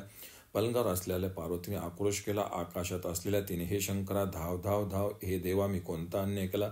माझी उपेक्षा का करतोस? हा बलवान दैत्य अंतरिक्षाचे आक्रमण करून धावत आहे. तू समर्थ असूनही तुझ्या दुसऱ्याच्या हाती गेलेल्या पत्नीची उपेक्षा कशी करतोस? खरोखर या पुत्रामुळे मला अनेक दुःखे भोगावी लागत आहे. या दैत्याच्या हातूनच पुत्रासह मला मरण यावे असे विधात्याने ठरवले की काय? हा असला पुत्र झालाच नसता तर मी या बंधनात का पडले असते? यावर ब्रह्मदेव म्हणाले, असा तिचा आक्रोश ऐकून उदार मनाचा तो पार्वतीपुत्र मेघाप्रमाणे दशदिशा गाजवीत गर्जना करू लागला. तेव्हा समुद्र, वने, गुहा इत्यादी पृथ्वी कापू लागली. इकडे पार्वतीने दिसल्यामुळे प्रमयादी गण शोक करू लागले. तेव्हा बालकाने पायाच्या आघाताने मंचकास ताडन केले. तेव्हा सर्व प्राणी एकाएकी घाबरले. अंतरिक्ष जणू शतदा फाटले असे त्यास वाटले. त्यास लाथेमुळे मंचकाचे तुकडे होऊन भूमीवर पडले. तो तलपासून दिसला तेव्हा बालकाने त्यास धरले व एका हाताने लिलेने आईस धरले. मेघापासून पडलेल्या जलबिंदूस घातक असा क्षणात धरतो तसे डाव्या हाताने त्याची शेंडी पकडली. मातेस खांद्यावर घेतले. बालकाने एकाएकी राक्षसा जोराने भूमीवर फेकले व दैत्याच्या देहावर पद्मासन घालून योग्याप्रमाणे बसला. उंचावरून भूमीवर पडलेला राक्षस गुणेशाने खूप मर्दन केल्यामुळे मुखातून रक्त ओकेत मेला. 21 योजनेचे विस्तीर्ण असलेले दैत्यास लोकांनी पाहिले. त्याच्या देहाने झाडे, दगड, आश्रम, घरे यांचा चूर उडवला व गण व असख्यांनी बालकास पाहिले. ती म्हणाली, हे गौरी, हा तुझा बलवान बालक सुखरूप आहे. तो कसा खेळत आहे पहा. पण भ्रम झालेली पार्वती आकाश, भूमी व पुत्र यापैकी कोणासही ओळखीना. तेव्हा सर्व मुनी तिला म्हणाले, हे सती, सावध हो. तुझ्या पुत्राने महान रूप धारण करून दैत्यास मारले. तू डोळे उघडून बालकास व शंकरास पुन्हा पहा. ब्रह्मदेव म्हणाले. सावध झालेल्या गौरीने दैत्यास व बालकास पाहिले. गौरी म्हणाली, मी हा विपरीत प्रकार पाहिला. बालकाने 21 योजने लांब असा असलेल्या गूढ दैत्यास कसे मारले? मला जीवन देणारा हा मातृगुणातून कसा मुक्त झाला आहे? असे बोलून बालकास घेऊन तिने शांती करविली. दाने दिली. पुत्रास स्तनपान दिले. ते त्याचे कौतुक पाहून सर्व आनंदाने प्रशंसा करू लागले. तोच एका असुराने दुंदुंबीच्या शब्दासारखा घोर शब्द केला. त्याचे नावही दुंदुंबी असेच होते. त्याच्या तळहाताचे आघाताने पृथ्वीचा चूर होत असे. आकाशात स्पर्श करणारा तो देहाने सूर्यास झाकून टाके. त्याने गणबालकाचे स्वरूप घेऊन गौरीपुत्रास म्हणाला, इकडे ये, आपण खेळू. हे ऐकून त्याच्याकडे गेला. दुंदुंबीने त्याला मांडीवर घेऊन हलाल विषाचे फळ त्याजले व म्हणाला, खा खा. हे फळ मी तुझ्याकरता दुरून आणले आहे. हे जन्म, मृत्यू व जरा यांचा नाश करणारे आहे. त्याचा दुष्टभाव जाणून त्याने ते फळ घेतले व खाल्ले. निर्भयपणे दुसरे मागू लागला. शंकराच्या इच्छेने अमृत विषयी अमृत होते. तोच बालकाने त्याचे वक्षस्थळ धरले. उभा राहिला. त्याच्या दोन्ही गुडघ्यावर पाय ठेवून दोन्ही हातांनी त्यांची शेंडी धरली. दुसऱ्या 2 हातांनी मिशा धरून त्यास सहजच हलविले. भूमंडळाचा भार देऊन तो गुडघ्यावर नाचू लागला. तेव्हा तो पीडित होऊन म्हणाला, गुडघ्याच्या खाली उतर. तुझा भार व नाचण्याने माझ्या शरीरास पीडा होत आहे. सोड सोड. हे गिरिजासुता, मी आपल्या घरी जाईल. ब्रह्मदेव म्हणाले. अशी प्रार्थना केली तरी बालकाने सोडले नाही. तेव्हा तो दैत्य जोराने उठला. त्यामुळे त्याचा देह पूर्वभागी विस्तीर्ण झाला. बालकाने त्याचे मस्तक जोराने ओढले. तेव्हा तो कंठ नाळातून तुटून बालकाच्या हातात शोभू लागले. सर्व भूमी रक्ताने माखली. गिरिजासूत हातात शिरकमल घेऊन खेळू लागला. त्याचे शरीर रक्ताने भरले. गणाने हे वृत्त मातेस सांगितले. ती त्याच्याजवळ पाहू लागली. अशा प्रकारे पुत्रास पाहून त्याच्या हातातील मस्तक दूर फेकले. त्याचे अंग वस्त्राने पुसले. त्याला न्हाऊ घालून ती स्वतः न्हावी. आनंदाने त्यास प्यास घेतले. तो सख्या व गण आले. त्यांनी बालकाचे कुशल विचारले. ती म्हणाली, शंकराच्या भक्तीमुळे माझा बाळ कुशल आहे. मारीचीच्या रक्षणामुळे तो कुशल आहे. नंतर गणांनी दानवास दूर नेऊन टाकले. गण व सख्या आनंदाने घरी गेले. पार्वती आनंदाने घरात गेली. ब्रह्मदेव म्हणाले, रांगणारा पार्वतीपुत्र 10व्या महिन्यात खेळू लागला. एखाद्या वेळी पाऊल, क्वचित बोबडा शब्द बोलत असे. तो भूमीवर बडबड लोळे. एखाद्या वेळी नाचे. पार्वतीस पाहून रडू लागे. एकाएकी तिच्या मागे जाई. तशा प्रकारे त्याला पाहून पार्वतीस हर्ष होई. एके दिवशी 6 घटिका दिवस आला असता अजगर नावाचा दैत्य आला. नजरेने जणू तो अग्निकणांचा वर्षाव करीत होता. त्याचे शरीर वज्रासारखे होते. जीभ मुखाच्या बाहेर येऊन हलत होती. तो लांब केसाचा राक्षस जणू महापर्वतास खात होता. तो दोन्ही जिभा हलवीत झाडाच्या खाली बसला. इतक्यात बालकाने बालभावाने रांगत जाऊन त्यास धरले. तेव्हा लागलीच त्याने त्यास गिळले. तो पूर्ण आत शिरला असता वायुभक्षण करणारे सर्पाने आपले ओठ मिटले व बालक अंगणात दिसेनासा हे समजताच गौरीचे मन व्याकुळ झाले. तेथे खेळत होता. मग त्यास कोणी नेले की मारले असे म्हणून मस्तक बळून ती व्याकुळून शोक करू लागली. गणांनी येऊन तिचा निषेध केला. ते म्हणाले, माते, उगीच कष्टी होऊ नकोस. बालकाचा प्रभाव आपणास शेकडो वेळा कळला आहे. तो अतिबलवान आहे. तोच अजगराच्या उदरात गेलेला बालक वाढला. दैत्याचा श्वास कोंडला तेव्हा त्याने शेपटीचे टोक चाळवले, पण त्याचा प्राणवायू डोळ्यातून रक्तासह निघून गेला. तेव्हा आंबेचा पुत्र त्याचा देह फाडून बाहेर आला. फुललेल्या पळसाप्रमाणे त्याचे अंग रक्ताने माखलेला. तो खेळू लागला. बोटे चाटू लागला. ते पाहून गिरिजेस म्हणाले, तुझा बालक दुष्ट अजगरास मारून त्याचे मुखातून बाहेर पडला. ब्रह्मदेव म्हणाले, त्याच्या वधानंतर पार्वतीने लगेच बालकास उचलले. त्याचे लाड करून त्यास न्हाऊ घातले. स्तनपान दिले. बाळा, तू कुठे गेले होतास? अरे मुला, तुझे वाचून एक क्षणी मला वर्षासारखा झाला. नंतर तिने 100 योजने लांब असलेल्या अजगरास पाहिले. त्याचे मुख भयानक व मुखातून रक्त वाहत होते. झाडे व घरे पाडून तो पसरला होता. गौरी म्हणाली, या ठिकाणी कितीतरी बाई दैत्य आहेत. या बालकाच्या पराक्रमामुळे कितीतरी मेले. तेव्हा सर्व गणांनी त्या असुरास दूर ओढून टाकले. 11व्या महिन्यात पार्वती सख्यांसह बालकाची कौतुके पाहत दारात आली. तो बालक कोणाचे मुख चुंबित होता, कोणाकडून चुंबवित होता, कोणाचे मागे जाऊन त्याचे दोन्ही डोळे झाकीत होता. दुसऱ्या मातेचे स्तन बलात्काराने जाऊन पित होता. तो आपले तोंड झाकून दुसऱ्यास भिवत होता. केसातील भूषणे नाक व मुख ओढीत होता. दुसऱ्यास व आपल्या संबंध्यास पाहून अडखळत बोलत होता. तो शल्भासूर नावाचा दुष्ट दैत्य तेथे आला. तो ब्रह्मादिकासही असं अगम्य होता. त्याचे खांदे पर्वतासारखे, जणू अंतरिक्षात स्फोडतील असे मस्तक मेषाप्रमाणे निळा रंग, डोळे जास्वंदीच्या फुलासारखे लाल व शिंगे मेघास्पर्श करीत होते. जणू काय त्रिभुवनास ग्रासित. तो बालकाजवळ आला तेव्हा बालक त्यास धरण्याकरता जेथे जेथे तो जाई तेथे तेथे जाऊ लागला. बराच वेळ दोघे बलवान फिरत होते. बालक थकला व रागाने प्रत्येकाकडे धावत एकाएकी बलाढ्य शलभ दैत्यास धरले व हातात सापडलेला शेण पक्षाप्रमाणे त्यास दोन्ही पंख धरून आपडले. तेव्हा शल्भासूर बालकास पायांनी पीडा करू लागला व क्रूर डोळे पसरून पाहू लागला. बालकाने त्यास वारंवार सोडले व पुन्हा धरले. त्याने तो आपल्या आईस दाखविला. त्यास जमिनीवर आपडले. तेव्हा पार्वती त्या क्रूर मनाच्या बालकास म्हणाली, बाळा, जीवाचा घात करू नये. या प्राण्यास सोड. पण बालकाने हट्टाने त्याला पुन्हा जोराने दगडावर आपडले. तेव्हा त्याचे शेकडो तुकडे झाले व तो जमिनीवर पडला. गर्जनेने आकाशात व्यापून सोडणारा, झाडे व घरांचे दरवाजे पाडणारा, मुखातून रक्त ओकणारा दैत्य 10 योजने विस्तीर्ण पडला. त्याने अनेक झाडे आश्रमांचे चूर्ण केले. तेव्हा मातेने बालकास एकीकडे नेऊन ठेवले. स्तनपान व भोजन घातले. सख्याने त्या बालकास व मेलेल्या दैत्यास पहिले. छान छान असे त्या म्हणाल्या. व नंतर गिरिजा व सख्या आनंदाने घरात शिरल्या. तिच्या आज्ञेत राहणाऱ्या गणांनी दैत्यास दूर फेकून दिले. तेव्हा देवांनी पुष्पवृष्टी केली. ब्रह्मदेव म्हणाले, 12व्या महिन्यात उत्तम अलंकृत केलेल्या त्या अद्भुत पुत्रास मांडीवर घेऊन गिरिजा सख्यांसह बसली होती. बालक कोठे तेजस्वीसारखा तेजस्वी कोटी भूषणांनी शोभत होता. तेव्हा तिला व इतर बालकांना शंकराला नृत्य दर्शनाविषयी तीव्र इच्छा झाली. त्यांची ती इच्छा जाणून बालक तत्काळ श्री श्री असा शब्द करून नाचू लागले. त्याचा तो शब्द ऐकून शंकराचे नृत्य पाहून श्रीपती नाचू लागला. इंद्रादी देवही आले. गिरिजापुत्र जसा नाचत होता तसे नाचू लागले. तो जसा भाव दाखवी तसाच ते भाव दाखवू लागले. तात्पर्य, मानव, पक्षी, झाडे, राक्षस, सर्प, मुनी, राजे, 14 भुवने, 21 स्वर्ग, त्यातील प्राणी व सर्वसृष्टी बालकाच्या प्रभावाने त्याच्या छंदाने नाचू लागली. मुनिपत्न्या व देवपत्न्या पार्वती नाचू लागल्या. नृपुराचे ध्वनी, घोंगराचा नाद, पायाचे शब्द यायोगे दिशा उपदिशा, आकाश पर्वत अनादयुक्त झाले. धरणी कापू लागली. शेष, सूर्य, चंद्र, तारे डळमळू लागले. ती त्या नृत्याचा अतिरेक जाणून गौरीने बालकाचा निषेध केला. पण तो ऐकाना. कारण कृष्णवर धिपाड पाताळावर पाय व मस्तक अंतरिक्षात स्पर्श करते असा नुपूर नामक दैत्य दुष्ट सूक्ष्म रूपाने बालकाच्या नुपुरात शिरला होता. असे मदन्मत 4 दातांच्या हत्ती साखळ दंडाने बांधतात तसे बालकाने मायेने राक्षसास बांधले होते. तो ऐकत नाही असे पाहून पार्वतीने पुत्रास मांडीवर घेतले. भूमीच्या भारासारखा त्याच्या भाराने तिला पीडा झाली. तेव्हा ती म्हणाली, तू जड आताच कसं झाला, मांडीवरून उतर हे बाळा, तुझे भाराने माझे प्राण चालले. ब्रह्मदेव म्हणाले, मातेचे वचन ऐकून ती अति पीडित झाली हे जाणून तो मांडीवरून उतरला. दोन्ही पाय जोराने झाडले. तेव्हा दैत्य त्यातून निघून आकाशात पक्षाप्रमाणे गोते खाऊ लागला. त्याने सूर्यात झाकले. भूमीने अंधकाराने व्यापली. तोच तो भूमीवर पडला. त्याचे शेकडो तुकडे झाले. तेव्हा मुनी व देव आनंदले. त्यांना बालरूप अव्यय परमात्म्याची स्तुती केली. हे देवा, तुझी रूपे व तेज आम्ही जाणत नाही. दैत्याचा नाश करणाऱ्या तुझ्या नाना लीला व माया आहेत. सूर्यात झाकणाऱ्या दैत्यास तू आपण आपल्या चरणातून हाकलून दिलेस. तो आकाशात कोठे गोते खाऊन पडला. त्याचे शेकडे तुकडे झाले. त्याने पडताना आपल्या शरीराने जीवांचा समुदाय, आश्रम, झाडे, पर्वतांचा नाश केला. तुझे नृत्य पाहून सर्व नृत्य करू लागले. ब्रह्म म्हणाले, नंतर सर्वांनी त्या विश्वरूपी बालकाची स्तुती केली. नृत्योत्सव संपला. गौतमादी मुनींनी त्यास निरोप देऊन पार्वती बालकास घेऊन त्याचे लाड करून स्तनपान दिले. सर्व स्त्रियांना निरोप देऊन ती मंदिरात गेली.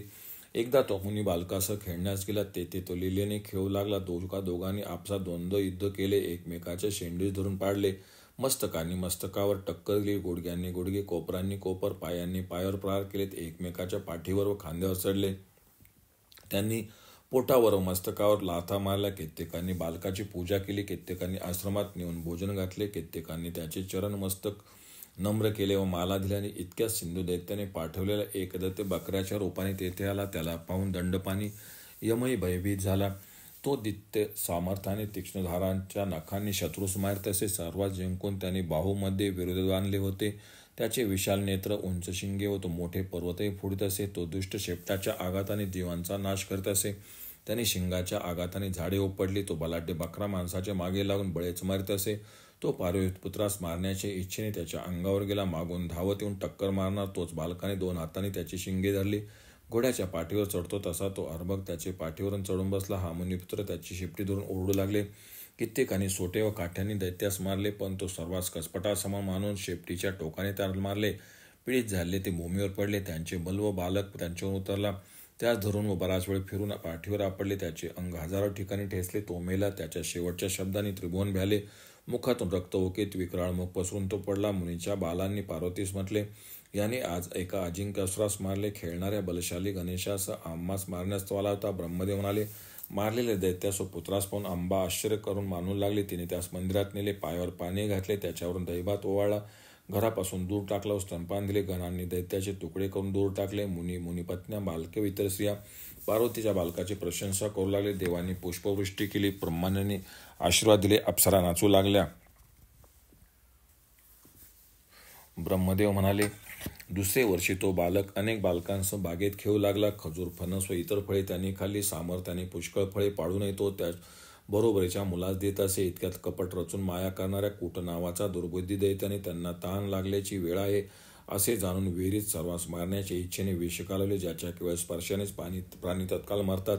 ज्याच्यावरून आलेल्या वायूचा स्पर्श होताच पक्षी भूमीवर पटापट पडत असत, असे ते विष होते. कूट तेथे जाऊन त्यांचा नाश कसा होतो ते पाहण्यास उभा राहिला. ती मुले अज्ञानाने पाणी पिण्यास गेली. चुळी व उंजळीने ते पाणी प्याले. तेथे मरून पडलेल्या माशास घेऊन ती मुले बाहेर आली व तत्काळ मरून पडली. हे पाहून रक्षकांनी त्यांच्यावर मरणाची दौंडी नगरात पिटली. तेव्हा आक्रोश करीत नागरिक तळहातांनी वक्षस्थळ बडवीत कित्येक मस्तक दगडावर आपली तेथे आल्या. पुरुष, कन्या व स्त्रियांचा हाहाकार उडला. त्यांचा शोक पाहून पार्वतीच्या बालकाने नेत्र कटाक्षाने नगरवासी बालकांस जिवंत केले आणि क्रूर दृष्टीने कूटदैत्यास निर्जीव केले व भूमीवर पाडले. तेव्हा नागरिकांनी 5 योजने विस्तीर्ण अशा बागेस त्याने चूर्ण केले पाहिले व कित्येक पाळले. गणेशाने सर्व जलचरास जिवंत केले व विहिरीस विषरहित केले. आपापल्या मुलास घेऊन नागरिक घरी गेले. बहुतेकांनी पार्वतीच्या पुत्राची प्रशंसा केली, पण त्यातील दुष्ट व नास्तिकांनी निंदा केली. काही म्हणाले, याच्या संगतीने अनिष्ट नाश पावतात. 3रे वर्षी एकदा पार्वतीपुत्र सर्वांचा डोळा चुकून बाहेर गेला. तोच त्याचे मागून मुनिपुत्र आले. सर्व दिवस त्याचा वियोग झाले. ते एकमेकास आलिंगन देऊ लागले. ते म्हणाले, देवा, आम्ही सदा रात्री स्वप्नातही पाहतो. तुला न पाहणाऱ्या आम्हास एक रात्र युगासारखे वाटते. आता तुला पाहूनच आम्ही प्रसन्न झालो आहोत. आज जोड्या जोड्यांनी खेळून नंतर त्यातील अर्धी बालक एकीकडे व दुसरे अर्धी दुसरीकडे भूमी व आकाश नादित करीत आनंदाने एकमेकास चिखलाचे गोळे मारून एकमेकास ओढून खेळू लागले. खेळता खेळता ते दूर कोणा एका मुनीच्या आश्रमात गेले. तेथील 1 योजन विस्तीर्ण सरोवरात खेळू लागले. पूर्वीप्रमाणे जोड्या जोड्याने एकमेकावर ओंजळीने पाणी शिंपडू लागले. बुडून दुसऱ्यावर खांद्यावर चढून बरेच वेळ त्यास पाण्यात बुडू लागले. एक मत्स्यरूपी दैत्य त्यांच्यात मिसळून गेला. हाताने मुलांनी त्यांच्यावर शेपटीने त्याने त्यांच्यावर पाणी उडवले. गढूळ झाल्या पाण्यातून पराभूत झाले. ते वारंवार काठावर गेले. काठावर असलेल्या पार्वती पुत्रास पाहून तो मासा त्याच्याजवळ गेला. मुख पसरून दोन्ही पाय धरून त्यास ओढले. धावा धावा असे ओढणारे त्यास खोल पाण्यात नेले. तो दैत्य बराच वेळ त्याच्या पाण्यात बुडून राहिला. पार्वती पुत्र बुडाला असे पाहून मुनिपुत्र रडू लागले. उपडा हात तोंडाशी लावून ते हाहाकार करीत होते. कित्येक सरोवरात उतरून पाहू लागले, पण तो सापडला नाही. पार्वतीच्या मारास भ्यालेले कित्येक बालक पळून गेले. पार्वतीकडे जाऊन काहींनी तुझा पुत्र बुडाला असे सांगितले. खेळणाऱ्या आम्हा सर्वांना सोडून माशाने त्या बालकासच नेले. हे ऐकून गौरी मूर्छित झाली. काही वेळाने सावध होऊन रडत डोळ्यातून पाणी टाकीत ती बाहेर आली. तेव्हा तिच्या मस्तकावरील पदरही पडला. वारंवार अडकत श्वास सोडीत जमिनीवर पडत पार्वती पुढे चालली. तिच्या सख्या आपली कामे सोडून तिच्या मागे निघाल्या. ती त्याच्या सरोवराच्या काठी आली. तो वृत्तांत ऐकून मुनी सरोवरावर आले. त्यातील कित्येक त्या आगाध जलात बुडून पाहू लागले, पण उमापुत्र त्यास सापडला नाही. कित्येक त्या मातेस म्हणाले, आमच्यापैकी काही मुले जलात बुडाली होती, पण त्यांनाही तो सापडला नाही. तुझा पुत्र माशाच्या पोटात गेला. ते ऐकून गौरी पुन्हा रडू लागली. उमा म्हणाली, त्या सुंदर बालका वाचून माझे प्राण जातील. त्या पराक्रमी ईश्वरास, चराचर गुरुश्रेष्ठ महायाव्यास, अनंत कोटी ब्रह्मांड नायकास, विश्वाच्या कारणास मी अति क्लेशाने मिळवले होते. तिचे मस्तक व वक्षस्थल हाताने बळवले. तशा तिला पाहुणे मुनी रडू लागले. तेव्हा तो देव ते करुणाधिक वचन ऐकून मत्स्यरूप झाला. ते दोघे लढू लागले. त्यांच्या आघाताने जलचर प्राणी मरून तीरावर पडले. ते दोघे दाढीने एकमेकास डसू लागले. शेपटीच्या आघाताने मारू लागले. उदराने शत्रूच्या उदरास पाठीस मारले. मोठ्या धैर्याने पुष्कळ वेळ बरेच युद्ध झाले. गुणेशाने मत्स्यरूपी राक्षसाच्या तोंडावर आपला तोंडाने प्रहार केला. त्यामुळे त्या मत्स्याचे तोंड फुटले, डोळे फुटले, गर्व नाहीसा झाला. तेव्हा तो पाण्यामध्ये पळू लागला. उमापुत्र त्याच्या मागे लागला. त्याने जेथे जेथे जाई तेथे तरी हाय त्याच्या मागे धावत असे. एखाद्या ठिकाणी तो लपून राहिलेला पाहून त्या शेपटाचे आघाताने मारित असे. पुढे त्याचे शेपट तोंडात धरून त्यास बाहेरून आणले. आपल्या भाराने त्याचा चूर करून मारले. तो मुखातून रक्त ओकीत मोठ्या आक्रोश करीत होता. त्या शब्दाने त्रिभुवन कापू लागले. नंतर गुणेश पाण्यातून वर आला व पार्वतीस आलिंगन दिले. तेव्हा आनंदात मग्न झालेल्या गौरीने त्यास स्तनपान दिले. अरे, मला न विचारता तू कुठे गेलास? तुझ्यावर जे जे विघ्न येते ते दैवयोगाने मरीचीच्या रक्षणामुळे व शंभूच्या कृपेने नाहीसे होते. तू तरी अशी चपलता करतोस. मी तुझे रक्षण कसे करावे? हे प्रिय बालका, तुझ्या वियोगामुळे माझे प्राण जातील. ब्रह्मदेव म्हणाले. नंतर मुनिगण म्हणाले, हे प्रभू, तुझ्या वाचून आम्ही दुःखी झालो होतो, पण आता तुझे दर्शन झाल्यामुळे आम्ही पुन्हा आनंदित झालो आहोत. मुनींनी नाना द्रव्यांनी त्याची पूजा केली. सख्या व स्त्रियांनी गुणेशास नमस्कार केला. सर्वांनी मिळून त्याची प्रार्थना केली. हे देवादिदेवा, आम्ही तुझे आहोत, म्हणून आमचा त्याग करणे तुला योग्य नाही. नंतर उमा बालकास घेऊन आपले स्थानाने गेली. तिच्या मागून आनंदी मुनी, सख्या व गण ही जाऊ लागले. मार्गात शैल नावाचा बलवान दैत्य दिसला. शत्रूचे हरण करणारा, नखराप्रमाणे दृढ वज्रनाशक अशा त्याच्या शब्दाने पर्वते क्षणात विदीर्ण होत असा तो दैत्य एकाएकी मार्ग अडवून राहिला. त्याने अंतरिक्ष व भूमी दोघांचाही स्पर्श केला. त्याच्या शरीरात सरोवरे, मोठी तळी, झाडे, लता दिसत होत्या. वाघ, सिंह, हत्ती, यक्ष व राक्षसी खेळत होते. त्यास पाहता सर्व विवल होऊन म्हणाले, हे काय विघ्न उपस्थित झाले? त्याच्या जवळ जाऊन पोचल्यावर गौरी व तेही उभे राहिले. मुनी म्हणाले, आम्ही स्त्रियांचं केव्हा पाहू? अपत्यांची आमची भेट होत नाही. गुणेश पराक्रम केव्हा गाजवणार? आमचा होमकाल व्यर्थ जात आहे. आमची पितृक्रिया नष्ट होत आहे. गौरी म्हणाली, तुम्ही खेद करू नका. तुमच्याप्रमाणे मलाही चिंता व शंकरालाही काळजी आहे. त्याची भाषणे ऐकून बुद्धिमान गुणेशाने विराट स्वरूप धारण करून केवळ श्वासाने त्यांचे निराकरण केले व त्यांनी त्यांचे रूप पाहिले नाही, कारण ते मुनी मोहित झाले होते. त्यांच्या श्वासाच्या योगे तो पर्वत आकाशात फिरू लागला. तेव्हा अति आश्चर्य वाटले. ते सर्व त्यांची प्रशंसा करू लागले. बावटळीने उडालेल्या पानाप्रमाणे तो पर्वत भूमीवर पडला. त्याचे हजारो तुकडे झाले. त्याने पडता पडता झाडांचे चूर्ण केले. मुनी म्हणाले, बा गुणेश्वरा, फार चांगले, तू आमच्यावर अरिष्ट दूर केलेस. आता तुझ्या कृपेने आम्ही आपल्या आश्रमात जाऊन कर्मनिमग्न होऊन सुखाने राहू. ब्रह्मदेव म्हणाले. असे बोलून त्यास नमस्कार करून पूजन करून त्यास विचारून गेले. पार्वती त्यास घेऊन मंदिरात गेली. सख्या व मुनी पत्न्या विचारून घरी गेल्या. जो हे पुरुष ऐकेल त्यास सुख, आयुष्य, आरोग्य, ऐश्वर्य मिळेल. ब्रह्मदेव म्हणाले, एकदा गिरिजा लगबगीने प्रातस्नान करून 4 वर्षाचा बालक निजला असता लिंगपूजा करू लागली. डाव्या हातात पार्थिव मूर्ती होती. तोच बालक उठून रडू लागला. मला प्यास दे म्हणू लागला. क्षणभर थांब असे माता म्हणाली, पण रागाने हाताने प्रहार करून त्याने मूर्ती पाडली. रागाने पुन्हा परत येऊन तिच्या बोटात चावला. सोड सोड, नसता माझे प्राण जातील असे ती म्हणाली. तेव्हा चावलेल्या बोटात सोडून तो धूर पळाला. तेव्हा आघात करून सोडलेल्या रुईच्या झाडातून जसा चिक पडतो तसे तिच्या अंघोळीतून बरेच रक्त गळाले. हातात काठी घेऊन ती पुत्रास मारण्यास निघाली. धावत जाऊन त्यास धरले. तो पंचमुख, दशमुख, त्रिनेत्र, त्रिशूल, डमरू, भस्मरुंड, माला, हत्ती व वाघाचे काटे नेसल्या शिवरूपी शिके शिष्य सारास तिने पाहिले तेव्हा लाजलेल्या तिने काठी टाकली होती. पार्वती खाली मान घालून उभी राहिली. पुढे जाण्यास किंवा मंदिरात जाण्यास ती समर्थ झाली नाही. तिची चिंता जाणून तो बालरूपी झाला. मुनी बालकाच्या रूपाच्या होऊन मुनिपुत्रात खेळू गिरिजा बालकाच्या मागोमाग गेली, पण तिचा पुत्र त्या मुलात तिला दिसला नाही. तिने मुनिपुत्रास विचारले, माझा पुत्र कोठे गेला? माझ्या करंगलीत जाऊन तो चपल बालक कोठे पळून गेला? मुनिपुत्र म्हणाले, तुझा पुत्र या ईशेकडे गेला आहे. गिरिजा त्यास पाहत पुढे गेली. तिने अस्ताव्यस्त झाली. श्रमामुळे घाम आला पदराला. पार्वती इकडे तिकडे धावू लागली. तिचे श्रम जाऊन तो पूर्वीचे स्वरूप घेऊन तिचे जवळ आला. तेव्हा गिरिजेने त्यास हाताने घट्ट धरून आपल्या वस्त्राने बांधले व आनंदाने घरी नेले व रागाने म्हणाले, आता तुला माझ्या हातात बरा सापडलायस. वायूहून चपळ असलेला मुला आता मी तुला फार मारेल किंवा शंभूस कळविल. त्याच्याकडून तुला मारवीन. मातेचे बोल ऐकून तो भूमीवर गडबडा लोळू लागला. बंधन सुटलेले पाहून तो त्वरेने पळाला. ती पुन्हा बाळाच्या मागे धावू लागली. ती अति विव्हल व दुःखी झाली. तोच कंदर्पासूर नावाचा दुष्ट दानव ब्राह्मणाचे रूप घेऊन उजव्या हातात माला, डाव्या हातात पाण्याने भरलेलं कमंडलो, शरीर भस्माने माखून व अरुण व सूर्य यांच्यासारखी वस्त्रे परिधान करून तो अतिमायिक ब्रह्मरूपी राक्षस त्याच्या पुढे येऊन म्हणाला, तू का पळत आहेस? मी तुझ्या भीतीचे निवारण करेन. याविषयी संशय बाळगू नकोस. तुझ्या मातेला समजणार नाही अशा ठिकाणी मी तुला नेलो. तेथे काळाचे कशाचे भय नाही. ब्रह्मदेव म्हणाला. तेव्हा तो भ्यालेला बालक म्हणाला, मी तुला शरण आलो आहे. माझे आईबाप मला न पाहतील अशा रीतीने मला लपव. असे म्हणून बाल स्वभावामुळे त्याच्याजवळ जातो. तोच त्या दुष्ट कंदर्पासुराने पिकलेल्या केळाच्या तुकड्याप्रमाणे त्या कोमल अर्भकास घेऊन टाकले. इतक्यात पार्वती त्याच्या पायाचे चिन्हे भूमीवर पाहते ती आली. तिला ब्राह्मण दिसला.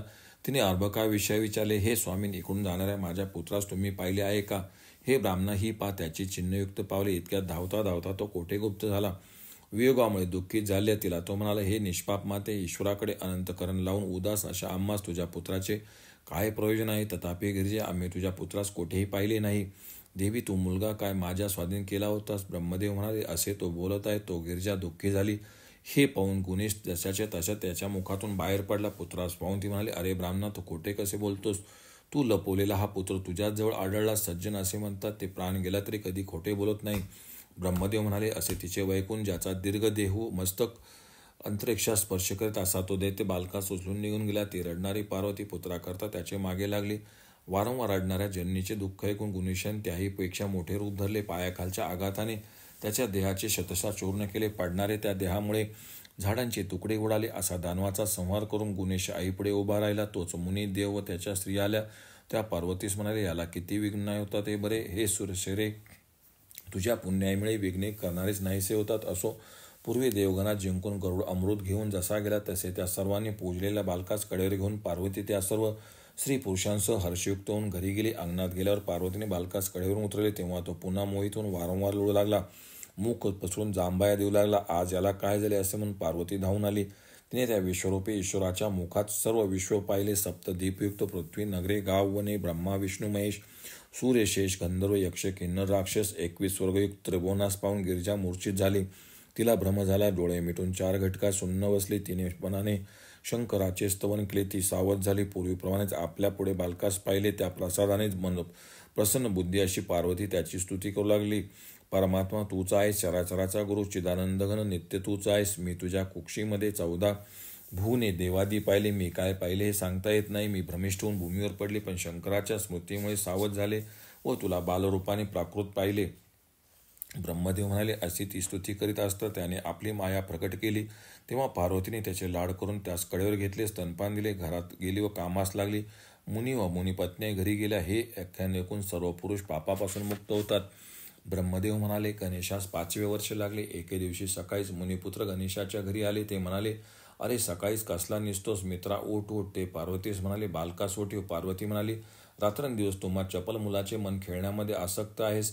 तुम्हा झोप कशी आली नाही? हे निर्लज्ज, अजून सूर्योदय झाला नाही तोच तुम्ही कसे आलात? ते म्हणाले, तुझ्या बोलण्याने आम्हाला राग कधीच येत नाही. आम्ही तुझी लेकरे व तू आमची आईच नव्हेस काय?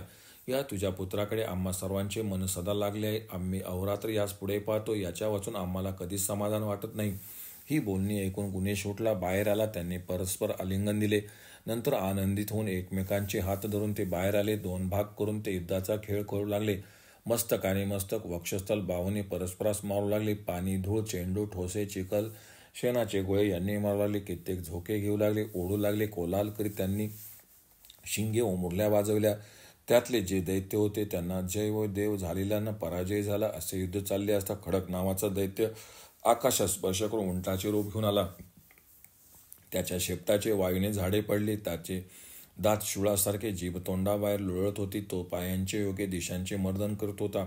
तो आक्रोश करीत गुणेशावर धावला. त्या आवाजाने दिशा भरून आल्या. त्यास पाहून भ्यालेलेच मुनिपुत्र पळू लागले. अरे धाव धाव असे म्हणून कित्येक बालक त्याचे मोठ्याने सांगू लागले. ते ओरडणे ऐकून गुणेश्वराने मोठे रूप धरून उडी मारली व वज्राने पर्वतास प्रहार केल्यामुळे त्याच्या मस्तकावर बुक्की मारली. तेव्हा हृदय फाटलेल्या तो दुष्ट रक्त ओकीत भयंकर शब्द करीत जमिनीवर पडला. पाय व माना हलवून पुन्हा पुन्हा ओढून आपले स्वरूप धरून प्राण सोडले. झाडास पाडीत तो राक्षस 10 योजने लांब झाला. त्यायोगे धूळ उडून आकाश भरले. त्याच्या देहपाताने अनेक जंतू व प्राणी मेले. पडलेल्या त्यास पाहून कुमार म्हणाले, या पार्वती पुत्रा फार चांगले केलेस. तू मोठ्या दैत्यास आज मारलेस. त्या प्रचंड दैत्यास पाहून आम्ही भीतीने पळालो. तू एवढ्याशा मुलाने पराक्रमी दैत्यास कसे मारलेस. असे बोलून विस्मित झाले. ते सर्व त्याच्याजवळ आले व पुन्हा पूर्वीप्रमाणेच खेळू लागले.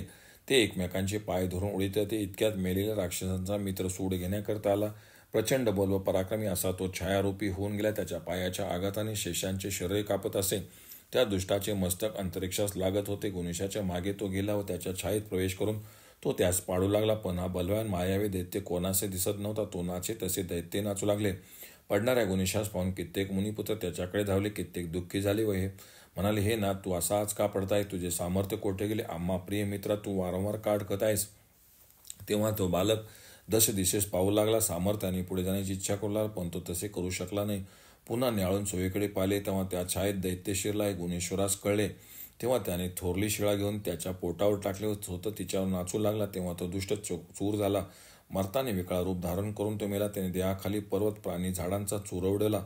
त्याचे मेद व रक्ताने वसंत ऋतूतील पळसाप्रमाणे पृथ्वी व गुणेश दोघेही लाल झाली. त्यास मारून गुणेश लगेच लिहिलेने रम्मान झाला. इतक्यात ज्याचे खोंडाप्रमाणे खांदे, डुकराप्रमाणे मुख, हत्तीच्या उदरासारखे उदर व ज्याच्या श्वासाने पर्वते धुळीच्या कणाने उदडतात, असा एक बालरूप धारण केला चंचल नावाचा दैत्य त्याच्यात शिरला. त्याने चपळतेने अनेक प्रकारच्या किड्या करून दाखवल्या. बलाढ्य व माईक अशा त्याने त्या काही मुलास लोळविले. एका मुनी बालकाचा पाय धरून ओढला. कोणाचे दोन्ही हात धरून मस्तकावर प्रहार केला. तो नाचताना पर्वतासह पृथ्वी कापत असे. ती मुले घाम आला तर अंगास माती लावीत. तेव्हा एकदा भाग्यवान जसा अंगात चंदन लावतो तसे तोही अंगास माती लावला. नंतर बालक चेंडू घेऊन त्याचे मागे खेळू लागले. एका मुलाने वर फेकलेला चेंडू ज्याच्या हातास लागेल त्याने त्या बालकास घोड्याप्रमाणे वाकून त्यावर चेंडूसह चढावे. तो जो चढला असेल त्याने चेंडू जोराने भूमीवर फेकावा. दुसऱ्याने किंवा त्यानेच तो वरच्यावर झेलावा. ज्याच्या हाती चेंडू सापडेल त्याने त्या फेकणाऱ्या बालकावर चढावे व पुन्हा तो फेकावा. तो भूमीवर पडल्यास त्याने बालकास मारावे. पडणाऱ्यांपैकी ज्यास तो चेंडू लागेल त्याने तो आकाशात फेकावा. ज्याच्या हाती लागेल त्याने तो फेकणाऱ्यावर चढावे. कोणाच्याच हातीनं लागेल तर भूमीवर पडल्यावर ज्यास सापडेल चंचलाने तो हेरला व तो असुर तात्काळ त्याच्यावर बसला. देवावर पुष्कळ भार घालून तो दुष्ट दानव त्यास म्हणाला, दुष्टा, माझा भार सहन कर. या पोरांच्या मेळाव्यात तू फार गडबड करीत असतोस. असे म्हणून पुन्हा पुन्हा चेंडू भूमीवर टाकून आपल्या हातात झेलू लागला. असा तो दुष्ट दानव 4 घटका खेळला. त्याची ती अवस्था पाहून इतर मुले हसू लागली. तेव्हा दृढ पराक्रमी गुणेश दैत्यावर चढला. चंचल आनंदला व त्यास दूर नेण्याकरता चंचल झाला. तो एकही आकाशमार्गाने जाऊ लागला. तेव्हा मुनिपुत्र भूमीवर उतरून त्याच्या मागे जाऊ लागले. पण विमान किंवा पक्षाप्रमाणे तो त्वरेने गेला. तेव्हा मुनिपुत्र रडत रडत परत फिरले. घरी गेले. कित्येका गुणेशाची वाट पाहत तेथेच राहिले. प्रभू गुणेशाने हा दुष्ट दानव आहे हे जाणले व एकाएकी हिमालय पर्वतासारखा भार केला. त्या भारामुळे तो दैत्य पडला. तो गुणेशास म्हणाला, उतर, तुझा भार मला वाटत आहे. माझे प्राण चालले. तुला शरण आलेल्या मजदिनावर दया कर. असे बोलणारा दैत्य मूर्छित झाला. बालकाने चैचल दैत्यास धरले. गरुड जसा सर्पास फिरवतो तसे त्याला पुष्कळ वेळा गरगर फिरून दूर टाकून दिले. ब्रह्मदेव म्हणाले, जे मुनिपुत्र त्याची वाट पाहत होते ते पुढे आले. त्याच्या जय शब्दाने आकाश दुमदुमले. पुन्हा ते नाना प्रकारचे नृत्य व गायन करीत खेळू लागले. 1:30 प्रहर होईपर्यंत खेळ चालत होता. गावात कोणाच्याही घरी न पाहिल्यामुळे प्रत्येकाचे आईबाप हातात काठी घेऊन मुलांकडे निघाले.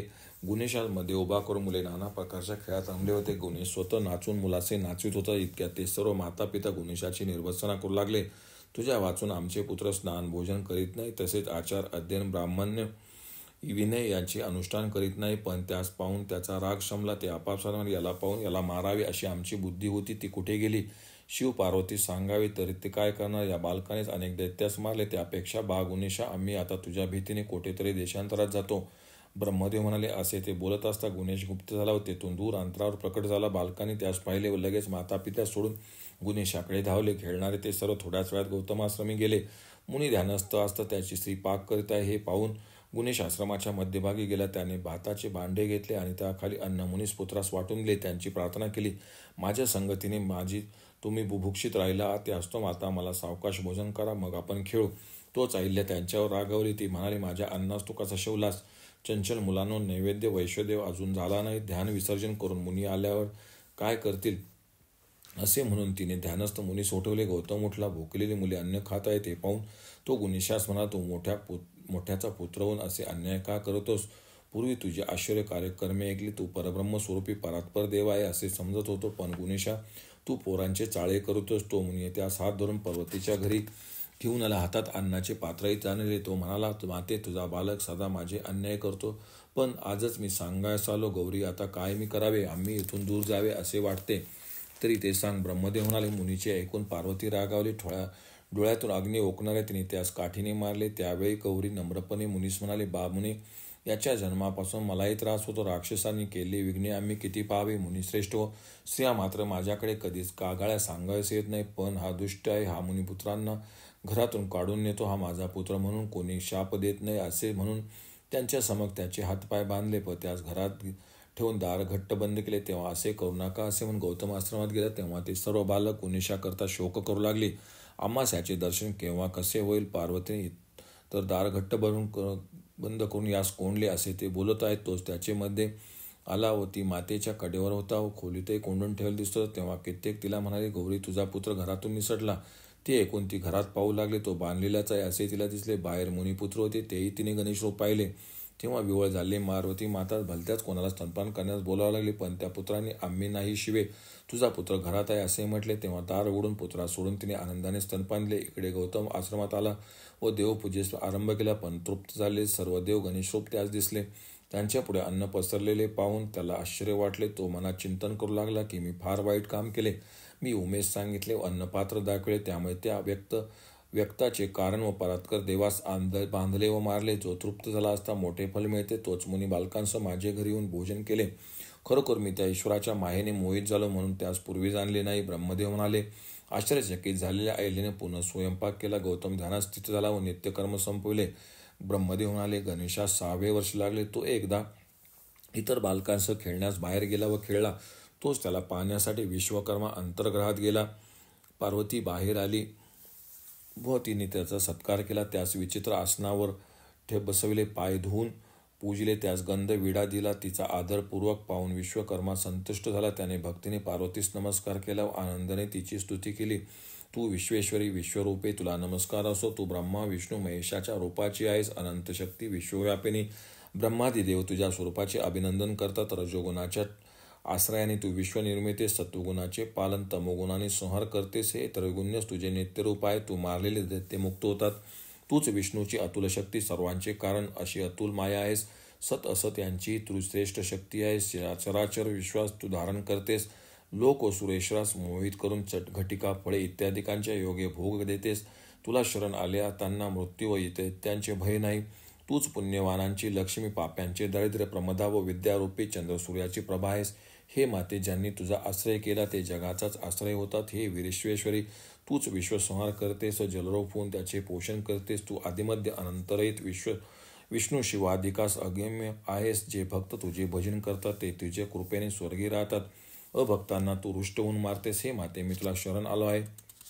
माझे डोळे, विद्या, जन्म, माता, पिता, कुल तुझे चरण पाहिल्यामुळे धन्य झाले आहे. ब्रह्मदेव म्हणाले. अशी स्तुती केल्यामुळे तो जगन्माता वर्माक असे म्हणाले. त्याने भक्ती मागितली तेव्हा तथास्तु असे ते म्हणाले. जो या स्तोत्राचे पठण करील त्याच्या सर्व कामना पूर्ण होतील, त्यास विजय आयुष्यादी मिळतील.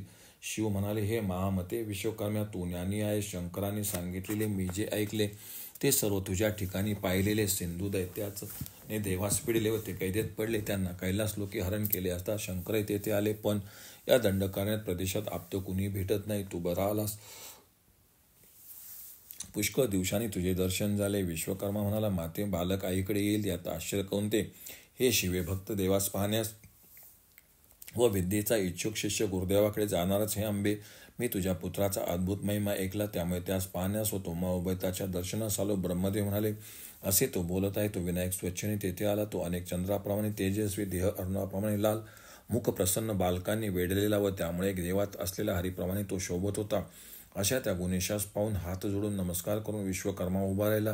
गिरिजापुत्र परमात्मा हे जाणून त्याची त्याने स्तुती केली. विश्वकर्मा म्हणाला, सच्चिदानंद परमात्मा, चराचर गुरु, कारणांचेही कारण, गुणेश्वर, गुणातीत, सृष्टी स्थिती अंतक, सर्वव्यापी, व्यक्ताव्यक्त, देवास अगम्य असा तो नारायण, मुनींच्या हृदयात राहणारा, सिद्धी बुद्धिपती, भक्तास सिद्धी देणारा, अभक्तांच्या मनोरथांचे दहन करणारा, सहस्र सूर्यासारखा तेजस्वी, अनेक शक्तियुक्त, दैत्य दानवांचे मर्दन करणारा, अनादि अव्यय, शांत, जरामरण रहित, मूर्ती, वेदांचे मूल, ब्रह्मा विष्णू महेश रूप, अशा तुला मी वंदन करतो. अशी स्तुती ऐकून गुणेश संतुष्ट झाला. त्याने त्यास आसनावर बसून त्याचे पाय धुतले. गंध, अक्षत, पुष्प, धूप, दीप, नैवेद्यादी उपचारांनी पूजा केली व म्हणाला, या विश्वकर्म्या, तू तुझ्या माझ्या दर्शनाच्या इच्छेने आला आहेस, तर माझ्या संतोषाकरता कोणते उपाय आणले आहेस? विश्वकर्मा म्हणाला, स्वानंत, परिपूर्ण, दुसऱ्यांच्या इच्छा पुरवणाऱ्या, निस्पृह, सर्वांना निर्माण करणाऱ्या, सर्वशक्तिमान, ढेकूळ, सोने व दगड समान मानणाऱ्या, कल्पवृक्षास तुच्छ करणारा, सर्व समर्थ, स्वाधीन, संतुष्ट, आपल्या सत्तेने राहणाऱ्या, तुझे ईश्वरास पराधीन, अशक्त, अकिंचन, मर्त अशा मी काय करावे? तरी आपापल्या शक्तीप्रमाणे मी काही आणले आहे. ब्रह्मदेव म्हणाले, असे बोलून विश्वकर्म्याने त्याच्यापुढे 1000 वर्षासारखे तेजस्वी, शत्रूंचे हरण करणारे अंकुश, परशु, पार्श्व, पद्म ठेवले. तेव्हा ते गुणेशाने धारण केले व म्हणाला, हे विश्वकर्म्या, तू ही आयुधे माझ्यासाठी कोठून आणलीस ते सांग. संज्ञा नावाची माझी सुस्वरूप कन्या आहे, असे विश्वकर्मा म्हणाला. तिचे मुख पाहून चंद्र लज्जित होतो. हे गुणेशा, या त्रिभुवनात रमा, शची, सावित्री, शारदा, अरुंधती, रती किंवा कोणी तिच्यासारखी नाही. ती कन्या मी त्रिरूपी, 3 वेदरूपी, जो सूर्य त्यास दिली, तेव्हा त्रैलोक्यातील सर्व प्राणी अंग उपांगास आले. 8 दिवस अवरात्र मत्सव केला. तिला पाहून देव आढळू लागले व लाजेने त्यांनी मुखे खाली घातली. सूर्य तिला घेऊन आपले स्थानी गेला. त्याच्या मुखाने तेव्हा त्याच्या तेजाने माझी कन्या संतप्त व खुश झाली. संज्ञेने आपली प्रभावाने छायेस निर्माण केले व सर्व तिच्यावर सोपून ती लगेच माझ्या घरी आली.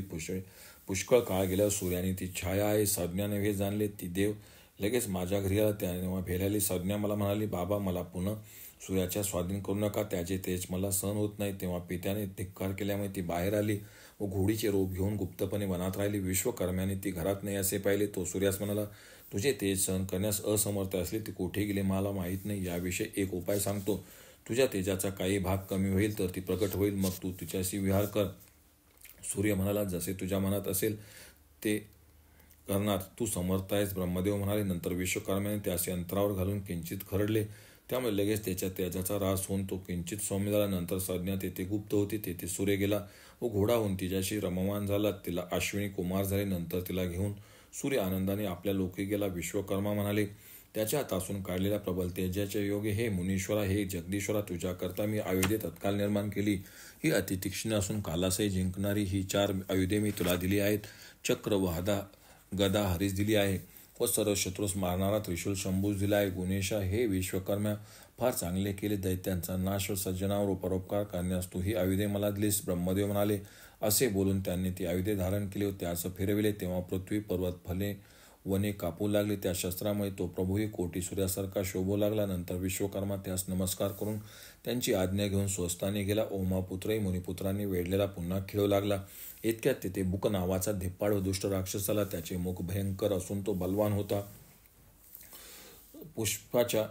पुच्छाच्या आघाताने भूमीस कापवणाऱ्या त्याचे दात नांगराच्या फळासारखे होते. त्या भयंकर दैत्यास पाहून मुनिपुत्र पळून गेले. गणेशाने आयुधांनी त्या लांडग्यास ताडण केले.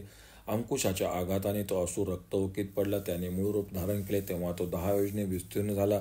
त्याने शरीराच्या योगे झाडे व अनेक जीवांचा संहार केला. सूर्यास्त झाला तेव्हा तो बालकास घरी गेला. बालक उमेश सांगू लागले की याने आज बुक नावाचा 10 योजने लांब असुर अंकुशाच्या प्रहाने मारला. तेव्हा गिरिजा रागाने म्हणाले, तुम्ही आपल्या घरी जा. ते ऐकून बालक आपापल्या घरी गेले. ब्रह्मदेव म्हणाले. एके वेळी गिरिजा प्रसन्न असलेल्या शंकरास म्हणाली, हे देवाधिदेवा, मला पुत्राला 7वे वर्ष लागले. यास्तव सोमवारता रोजचाने याची मौज करावी. शिव म्हणाले, हे कल्याणी, माझ्या मनातील संकल्प जाणून तू चांगले सुचवलेस. याची मौज मी चांगल्या प्रकारे संपादन करील. ब्रह्मदेव म्हणाले. असे गिरिजेस सांगून गौतमास बोलावले. त्याने विचार करून लग्नवेळ ठरविली. सर्व सामुग्री जमवली. विशाल मंडप घातला. सर्व ऋषी मुनींना बोलवले. त्याची पूजा करून शंकर त्याच्या आज्ञेत राहिले व आनंदाने पुत्राचा व्रतबंध केला. शंकर, पार्वती व त्यांचा पुत्र या सर्वांनी उपायाने दिली. 88,000 मुनीस नमस्कार व पूजन करून शंकराने त्यास उपायाने दिले. 33 कोटी देव तसेच यक्ष, किन्नर, चारण यासह वाद्यांचा घोष चालू असता किन्नर व नर्तकी गात व नाचत असतात. सर्व लोक तो उत्तम महोत्सव पाहत असता सदाशिवाने आनंदाने उपायाने दाने दिली. देवता स्थापन करून सर्वांस भोजन दिले. सकाळी बटूचे स्नान, चौलकर्म आटोपून ब्राह्मणासह भोजन घातले व पुन्हा स्नान घातले. वेदिकेमध्ये पट धरून मंत्र म्हणणाऱ्या मुनीकडून मुहूर्त साधविला. इतक्यात कृतांत व काल नावाचे 2 दैत्य हत्तीचे रूप घेऊन तेथे आले. त्यांच्या गंडस्थळातून मददक वाहत होते. त्यांची शरीरे दृढ होती. दात तीक्ष्ण, सोंड लांब, सोंडेची टोके आकाशात स्पर्श करीत होते. त्यांच्या चित्काराने लोक भ्याले. त्यांची मस्तके चंद्राप्रमाणे लाल होती. त्यांच्या पाण्याच्या आघाताने पृथ्वी कापत होती. जमीन व आकाश धुळीने भरून ते दाताच्या आघाताने युद्ध करीत सभेच्या द्वारात असलेल्या इंद्राच्या हत्तीवर चालून जाऊन दंत प्रहाराने त्याचे गंडस्थळ फोडले. तेव्हा तो गज मूर्छित होऊन पडला. गंडस्थळातून रक्त वाहत असलेला तो ऐरावत 2 घटिकांनी सावध होऊन लगेच पळून गेला. ते पाहून ते दोघे हत्ती त्याचे मागे लागले. दातांनी त्यास मारले. नंतर ते मत्त हत्ती सभेत शिरले. न सोडणांनी मंडपावर प्रहार केला. त्यांचा कोलाहल ऐकून लोक उठले. हत्ती तेथे तेव्हाही पळत सुटत. त्याच्या भीतीने मुनी दिशेस पळाले. गण शंकराकडे आले व विघ्न उपस्थित झाले सांगितले. गण म्हणाले, हत्तीच्या भीतीने इंद्र व मुनीसह सर्व सभा विध्वंस झाली. तेव्हा गौरी तेथून पळाली व सगळ्यांसह घरात गेली. पण बालकाने त्या बलाढ्य हत्तीस पाहून मेघांसारखी गर्जना केली. दोन्ही हाताने त्यांच्या सोंडा धरल्या. तेव्हा त्यांनी भयंकर चित्कार केला. गुणेशाने त्या दोघांसही फिरून एकाच दुसऱ्यावर आपटले. तेव्हा ते दोघे शतदा विदीर्ण होऊन भूमीवर पडले. त्यामुळे धरणी कापू लागली. झाडे मोडून पडले. गुणांनी ते तुकडे दूर फेकून दिले. हे पाहून पार्वती लगेच बाहेर आली. तिने बटूस कडेवर घेतले. तेव्हा सखी शिवेस म्हणाली, सर्व मुनी व देव पळून गेले. पण बालकाने त्या दानवास थोड्याच वेळात मारून टाकले. इंद्रादी देव मुनी जमले. हे सर्व गुणेशास म्हणाले, हे स्वामीन, हे सर्व गुन्हाकरा देवा, सर्वांचे प्राणहरण करणारे हे दैत्य कपटाने हत्तीरूपी झाले होते. पण त्या बलाढ्य मायाव्यास तू मारले. असे बोलून ते सभेत शिरले. सर्व बसले. तेव्हा अप्सरा नाचू लागल्या, वाद्य वाजू लागले. ब्रह्मा रुद्राच्या जवळ आला. एकमेकास प्रेश देऊन पुत्रास मेखला, जानवे अजिन दिले. होम समिताही देवविल्या. सावित्री वाचन करले. मातेने भिक्षा घातली. 2 वस्त्रे, भूषणे, उत्तरीय, मोत्यास, रत्ने, लाडू, भक्ष्य, खाद्य दिले. शंकराने त्रिशूल व चंद्र दिला. भालचंद्र असे नाव ठेवले. शूलपाणी हे दुसरे नाव. हरीने चक्र दिले व या महात्म्याचे शोचिष्केश असे नाव ठेवले. इंद्राने पूजा करून त्याच्या कंठात चिंतामणी घातला व सर्व अर्थ देणारे चिंतामणी असे नाव ठेवले. ब्रह्मदेवाने पूजा करून कमल दिले व विधाता असे नाव ठेवले. सर्व देवगणांनी गुणेशाची पूजा करून आपापल्या इच्छेप्रमाणे अनेक नावं ठेवली. अदिती व कश्यपाने पूजा केली. देवाने आपले पूर्वीचे रूप त्यास दाखवले. त्याच्या मस्तकावर चंद्र 10 हात, मुकुट, दिव्य अंबर, दिव्य वस्त्र, दिव्यगंध, आलिंगन देऊन दिले. त्याच्या शरीरावर रोमांच उभे राहिले. प्रेमामुळे स्वर गदगदित झाला. तिला विस्मय वाटला. डोळ्यातून राहणाऱ्या पाण्यामुळे तिचे मुख मलिन झाले. ती परमानंदात निमग्न झाली. तिच्या स्तनातून दूध वाहू लागले. कश्यपही देहभान विसरला. ती दोघे पुत्र स्नेहामुळे म्हणाली, हे वत्सा, तुझ्या विवेकाने आम्ही खुश झालो होतो, पण तुझ्या दर्शनाने पुष्ट झालो. पुत्र, आता आमचा त्याग करू नको. आम्ही दीन होऊन तुझ्या चरणी लीन झालो आहोत. विनायक म्हणाला, माते, मी तुला एकदाच दर्शन देईन असे म्हटले होते, त्याप्रमाणे आज दिले. यास तो शोक करणे उचित नव्हे. सर्वांच्या अंतर्यामी राहणाऱ्या माझा वियोग कधीच होत नसतो. ब्रह्मदेव म्हणाले, असे ती बोलत आहे. तो पार्वती तिथे आली. त्याच्या पुत्राच्या ठिकाणी स्नेह पाहून तीच म्हणाली, आदिती, माझा पुत्र दे. तू त्याला पुष्कळ वेळ घेतलेस. हे सुभ्रू, हे सुचवंदी, चांगले पहा. तेव्हा ती पुन्हा, तो प्रभू आपलाच पुत्र आहे असे म्हणू लागली. गौरी, माझ्या पुढे असलेल्या पुत्रास तूच पहा बरे. तेव्हा तिने गुणेश या आपल्या पुत्रासच पाहिले. आदिती हा माझा पुत्र आहे असे म्हणे. पार्वती माझा आहे असे म्हणे. असा विवाद चालला. विस्मित झाले. देव म्हणाले, अहो बाई, हा आधी अंतरहित सृष्टी स्थितिलय करणार अनंतरूप श्री व शक्तियुक्त देव कोणाचा पुत्र होणार आहे? तुम्ही दोघे याच्या मायेने भांत झाल्या. त्या म्हणाल्या, हा जिचा पुत्र असेल तिच्या हातात तुम्ही यास द्या. ब्रह्मदेव म्हणाले, नंतर देवांनी या नानारूपी ईश्वरास पाहिले. कोणी हा विधाता आहे असे म्हटले, कोणी हा चतुर्भुज विष्णू आहे असे म्हणाला, कोणी हा शंकर आहे म्हणाला. विस्मित झाले देव त्यास वरून या नावाने हाक मारू लागले. ते म्हणाले, आमच्याकडून याचा निर्णय होणे शक्य नाही. यास तो या परमपुरुषास तुम्हीच विवेकाने ओळखून घ्या. गौरीने लगेच आपल्या प्रभुपुत्र रूपास घेतले. प्रेमाने त्यास स्तनपान दिले. आदितीस विरत झाली. ती म्हणाली, हा माझा बालक असता दुसरीकडे कसा गेला? मी भ्रांतीने दुसऱ्याच्या पुत्रास आसक्त झाले होते. नंतर मुनी व कश्यपाने गणेशाची पूजा केली. त्यास नमस्कार व आज्ञा करून ते आपापल्या घरी गेले. भवानी पुत्रास घेऊन आनंदाने घरात गेली. सभेतले लोकही गेले. गौरी व आदिती यांचा हा असा वाद मिटला. मुनीश्वर म्हणाले, हे प्रभो, तो विनायकास मयुरेश्वर अशी संज्ञा मिळाली असे सांगितलेस, पण गुणेश या नावाने ज्याचा महिमा सांगितलास त्याला हे नाव कसे मिळाले? त्याने कोणते कर्म केले? हे ते विश्वोत्पका मला सांग. ब्रह्मदेव म्हणाले, त्याचे कोणते कर्म केले सो मयुरेश्वर हे नाव कसे मिळाले हे सांगतो. पाताळात वासुकी इत्यादी नागांनी वेढलेला शेष सभेत बसला होता. तो सुस्वरूप तेजरूप कद्रू तेथे आली. मोठे वमनी यांनी युक्त अशी कंचुकी तिने आकाश अंगात घातली होती. तिचे ओठ पिकलेल्या तोंडल्याप्रमाणे मुखचंद्रासारखे होते. तिची दिव्य वस्त्रे आईस पाहून शेष व वासुकी आदी नागांनी नमस्कार केला. ते म्हणाले, माते, तुझे फार दिवसांनी दर्शन झाले. आम्ही तुझ्या दर्शनाची इच्छा करतो, पण तू निष्ठुर का झालीस? असे बोलून हात धरून ती पितृसंबंधी आसनावर बसले. भक्तीने तिचे पूजन केले. नंतर शेषला म्हणाला, माते, विद्यानिदान सृष्टी स्थिती व अंत करणाऱ्या कश्यपाची तू सुंदर व साध्वी पत्नी आहेस. कश्यपाचे तत्व ब्रह्मादी देव जाणत नाही. ते शाप व अनुग्रह करण्यास समर्थ आहेत. माते, आम्ही तुझे पुत्र त्रैलोक्याचा ग्रास करण्याचे साहस करीत आहोत. तू येथे कशी व कोणत्या हेतूने आलीस? कद्रू म्हणाले, कारणा वाचून कोणी कोणाकडे जात नाही ते सांगते. पुत्राला लक्ष देऊन ऐक. पक्षरूपी पुत्रांनी ज्यांनी विनता माझी सवत आहेत, एकदा तिला पाहावे अशी इच्छा उत्पन्न झाली. मी तिच्या घरी गेले, पण तिने माझा अनादर व आसन व सत्कार स्वागत काहीच केले नाही. पूर्ववैराच आठवणाऱ्या तिने आपला पुत्र जटायू सात्य केले. त्यामुळे त्याने माझी वेणी ओढली, मनाला नग्न केले. तो म्हणाला, दुष्टे, तुझे तोंडही पाहू नये. तू पूर्वी फार माझ्या मातेसच दासी केले होते, तेव्हा तुझ्या मनात लेशमात्र कर्ण आली नाही. येथून जा. नुसते हे दुष्टे, मी तुझा प्राण घेईल. हे नागेश्वरा, त्याची वाक्य ऐकून मी दुःखी झाले. मला शोक झाला. मी प्राणत्यागाचाच निश्चय केला. अतिदुःखी झालेले मी तुमच्या दर्शनास आले. तुमची माझ्यावर भक्ती असेल तर मला मदत करा.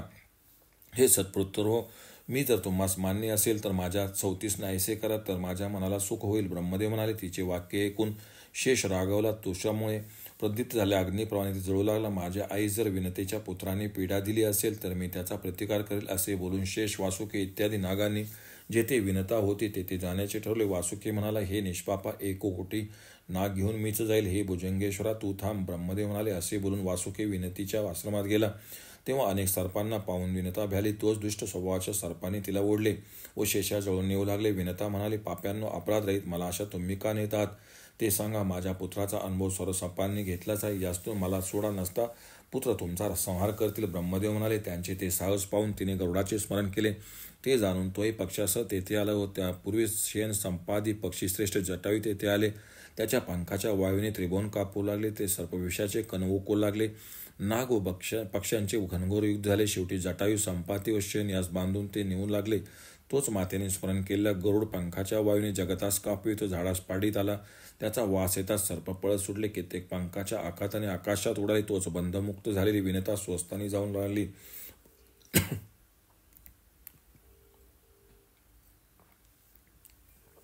पण तिला पाहून रागावलेली वासुकी विषवोकीत अंतरिक्ष जाळीत पुढे आला. पण गरुडाने पक्षापाताने त्यास भूमीवर पाडले. तेव्हा विनता स्वस्थ होऊन वेगाने स्वस्थानी गेली. वासुकीचा पराक्रम पाहून गरुड सूक्ष्मरूप घेऊन विनतेचे रक्षण करण्यास गेला. तेव्हा वासुकी रागावला. सृष्टी जाळणाऱ्या त्याने भयंकर विष निर्माण केले. शेणाधिकास बांधून त्यास विवरात टाकले. विवराचे दार शिळेने बंद करून मातेकडे आला. उत्तम बुद्धीच्या त्या वासुकीने सर्व वृत्तांत माता व शेषास सांगितला. पुत्रास बांधून नेले. हे ऐकून विनता शोक करू लागली. ती कश्यपाकडे गेली. त्यास नमस्कार करून म्हणाली, पश्चिमेस सूर्योदय व्हावा असे आज विपरीत झाले. घरामध्ये असलेल्या मला एकाएकी शत्रू वासुकी घेऊन चालला. माझ्या मागवाग शेण, जटायू व संपाती मला सोडण्यास आले. त्यांनी पराक्रमाने सर्पाच्या समूहास मारले. पण मुनी अनेक भुजंगांनी मिळून त्यांचा पराजय केला. मी गरुडाचे स्मरण केले. त्याने येऊन सर्पात जिंकले व मला सोडवले. तो अनुरूपाने माझ्या मागून आला. तोच वासुकीने जटायू, संपाती व शेण यांना पाताल विवरात बळेच नेले व त्यांचे दार घट्ट बंद करून तेथे त्यांची स्थापना केली. बा मुने, त्यांच्या वाचून माझे प्राण जातील. हे प्रभो, तू माझा नाथ असताना मला असे दुःख प्राप्त का झाले? ब्रह्मदेव म्हणाले. प्रियेचे वाक्य ऐकून कश्यप मुनी म्हणाला, हे कल्याणी, चिंता करू नकोस. तुझी मानसिक पीडा जाऊ दे. मी तुला ऋतू देईल. त्यामुळे तुला दुसरा पुत्र होईल. तुला झालेले अंड वज्रासहित अभेद्य असेल. पण पार्वतीचा बालक खेळता खेळता दोन्ही पायाने त्यास तोडून नंतर तुला पुत्र होईल. त्या बलवानांचा कंठ निळा असेल, जणू दुसरा निळकंठच. त्याचा शब्द ऐकताच सर्व पराभूत होतील. गुणेश त्याच्यावर बसून भूभार हरण करील. तेव्हा नागांच्या बंधनापासून तुझे पुत्र मुक्त होतील.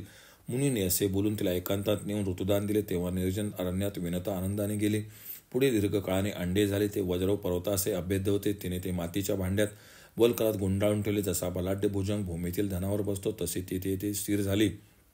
ब्रह्मदेव म्हणाला, अशी 7 वर्षे गेली. 8व्या वर्षी गुणेश सकाळी स्नान करून 4 वेदांचा ब्रह्मयज्ञ करीत राहिला.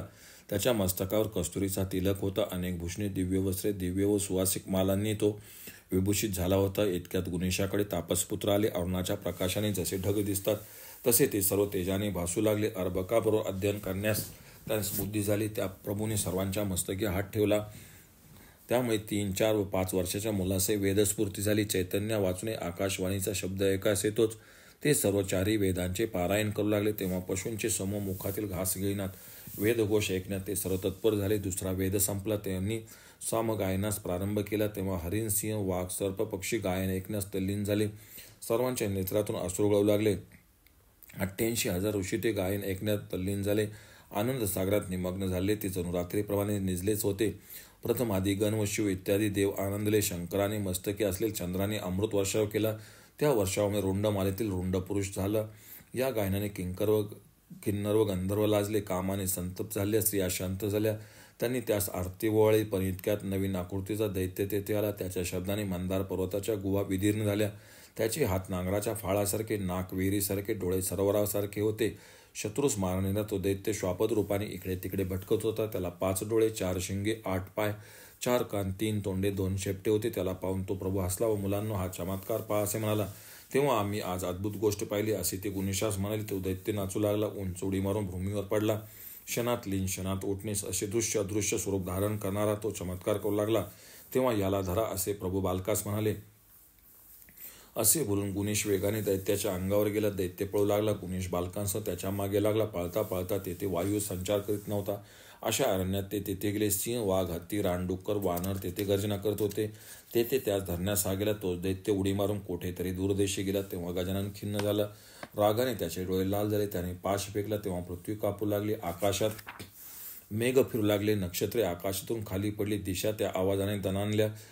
तोच पाश्य दैत्याग धरून क्षणात गुणेशाकडे आला. श्वासाचा निरोध झाल्यामुळे हातपाय तोंड आपलीत दैत्य पृथ्वीवर पडला. बालकांच्या समक्ष त्याने प्राण डोळ्या वाटे गेले. तो राक्षस 24 योजनी लांब रूप घेऊन पडला. कंठास पाश असलेल्या त्यास कित्येक मुनिपुत्र इकडे तिकडे ओढू लागले.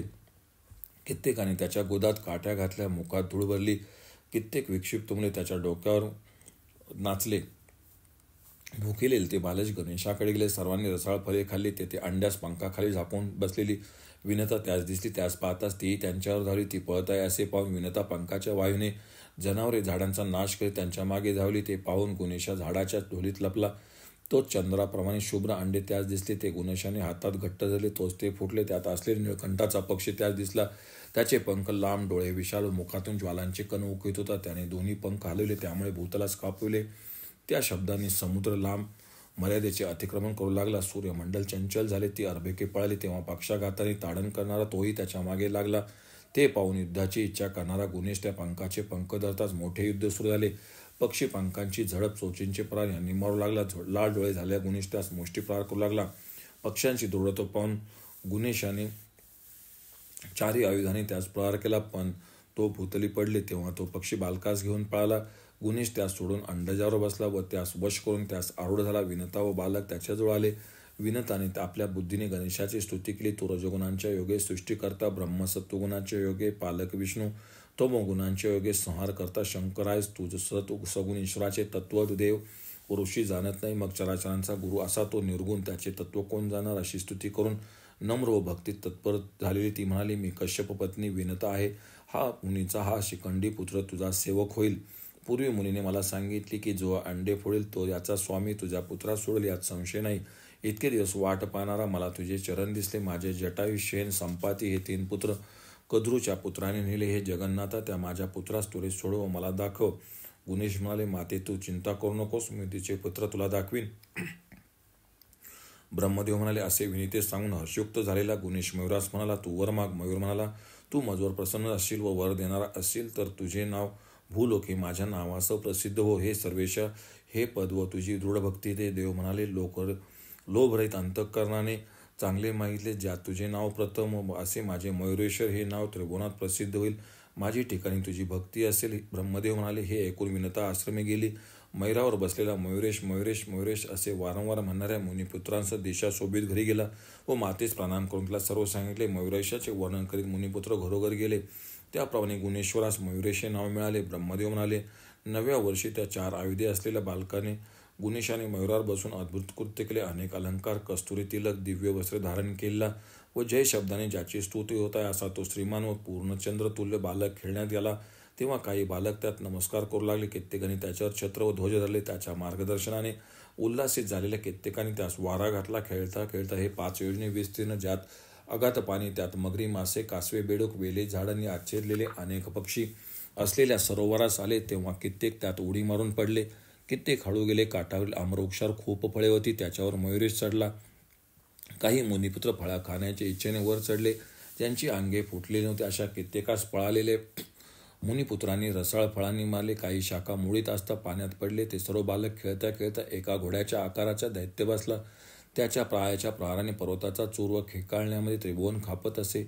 शेपटी हालून अनेक जीवांना मारित असे. त्याने आपला खांदा वृक्षावर घासला. त्याच्या शब्दाने तो आम्रवृक्ष थरथरला व वरील बालके खाली पडली. त्यातील कित्येक पळाले. काहींची मस्तके फुटली. किती मयुरेश पाण्यात पडला असता त्याच्या मागोमाग पाण्यात पडले. पण गुणेश 4 गटिका पाण्यात बुडला असता. मुनिपुत्र रोडलाले, उमेश काय सांगावे, मुख कसे दाखवावे, शंकर रागवून आमचे भस्म करेल. अशा या अगाध जलात आम्ही प्रवेश करू शकत नाही. आमची माता पिता पालनकर्ता भाऊ मित्र तोच आहे.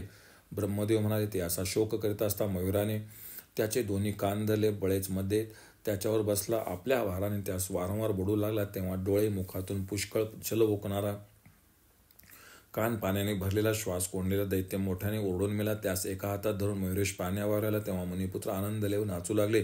भूमीवर शतशः विदीर्ण पडलेल्या दैत्यास त्यांनी पाहिले. अचाट शौर्य असलेल्या मयुरेशाची त्यांनी प्रशंसा केली व म्हणाले, तू मेलास असे समजून आम्ही रडत होतो. तोच दैत्यास मारून तो बाहेर आलेला तुला पाहिले.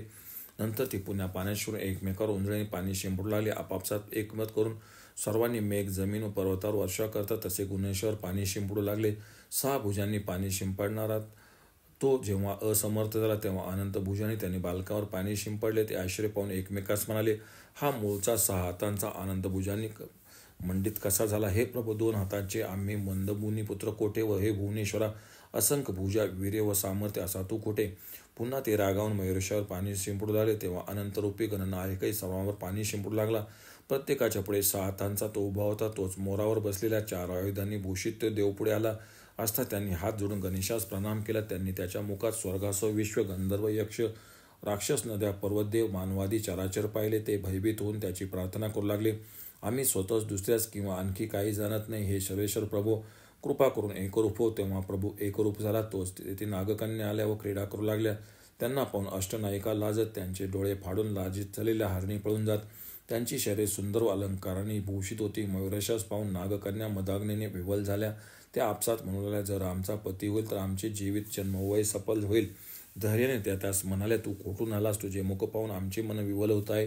हे पुरुषा, तुझ्या अंगसंगाने आमचे चित्त शांत कर. देव म्हणाले, मी शंकराचा पुत्र, मयुरेश नावाने प्रसिद्ध. बलवान मुनिपुत्रांनी मला भडवले, त्यामुळे प्रसंगाने तुमचे चरण दिसले. त्या म्हणाल्या, आमच्या घरी क्षणभर राहून विश्रांती घे. देव म्हणाले, माझ्या वियोगाने पार्वती संतत होईल. नागकन्यांनो, मी येथे येत नाही, तुम्ही स्वस्थानी जा. ब्रह्मदेव म्हणाला, असे बोलत असता त्या त्यास धरून नेल्या. इकडे गुणेश न दिसल्यामुळे मुनिपुत्र शोक करू लागले. बालक म्हणाले, तो दयाळू गणेश कठीण कसा झाला? अमृत वर्ष करणारा चंद्र उष्ण होत नाही. बालकांनी 10,000 अपराध केले तरी पिता त्यांचा त्याग करत नाही. गुणेशा, तू कोठे गेला असे? तुझ वाचून आमचे प्राण जाणार. ब्रह्मदेव म्हणाले, असे म्हणून भूमीवर पडले. कित्येक मस्तक बुडू आले. काही आश्रमाकडे चालले. जाताना वाटेत गुणेशाची पदकमले पाहून नमस्कार करू लागले. तोच रडणाऱ्या त्यांनी सर्वांना समोर भगासूर राक्षसास पहिले. त्याच्या मस्तकावर केसांच्या आघाताने नक्षत्रे भूमीवर पडत 100 योजने दीर्घपाय असा तो मुख पसरून भूमीवर त्याच्या मार्गात निजला. तोच मयुरेशाचे ध्यान करणारे व शोक करून विवल झालेले मुनिपुत्र तेथे आले. अशा त्या नद्या समुद्रात प्रवेश करतात तसे ते त्याच्या उदरात गेले. पण त्यामुळे भ्रांत झाले. ते परस्परात नाना प्रकारच्या वार्ता करू लागले. मयुरेश कोठे गेला? आम्ही सर्व कोठे जात आहोत? आम्हाला दिशा समजत नाही. आमची घरे दिसत नाही. इंद्रियांचा तो अधिपती महेश्वर आणि आमची आज मने नेली. मालकांनो, आमच्या मना वाचून आम्हास ज्ञान कसे होईल? माता पिता भाऊ, तो गुणेश कोठे आहे? असे ते बोलत आहेत. तो 4 आयुधांनी युक्त सर्व काही जाणणारा मयुरेश त्यांच्यापुढे प्रकट झाला. गुणेश म्हणाला, शोक करू नका. तुमचे दुःख जाणून मी शीघ्र येथे आलो आहे. बालकांनो, भृगासुराच्या उदरात गेले तुम्ही आपणासही जाणत नाही. ब्रह्मदेव म्हणाले, नंतर गुणेशाने मुनिपुत्रास निद्रेने मोहित केले. दैत्याच्या देहात गेला. तो वामनाप्रमाणे वाढला. त्याचा देह फोडून त्या प्रभूने त्याचे 2 तुकडे केले. इकडे सूर्यास्त होऊन गेला तरी पुत्र आले नाहीत. असे पाहून त्यांची माता पिता चिंतातूर झाली. शोक करीत एकमेकास म्हणाली, महाबलाढ्य पार्वती पुत्र पार्वकास कोठे गेला? सर्व पुत्रांसह तो मेला तर नाही ना? कारण तो जिवंत असता तर सायंकाळी भुकेला होऊन परत आले असता. कित्येकांच्या मातापित्यांनी तर प्राणच टाकला. कित्येकाने ते वर्तमान उमेसकवले. कित्येक वनात जाऊन दऱ्याखोरात भटकू लागले, पण त्यास पुत्र किंवा गुणी सापडला नाही. तेव्हा ते खिन्न होऊन घरी परतले. बालकांचे बाप, भाऊ, माता कोलाले. त्यांचे रडणे ऐकून कृपाळू मयुरी स्वतः त्या कापाचा झाला. ती भूषणे, ती वस्त्रे, ते गुण, शिलाने संपन्न अशा प्रत्येक पुत्राचा वेश घेऊन घरात शिरला. त्या बालकांचे वय शुभ्रप्रमाण व तसाच वेशाने युक्तून आल्या. त्यास पाहून त्यांच्या माता लगेच उठले व आपल्या बालकास घेऊन आनंदाने व प्रेमाने स्तनपान दिले.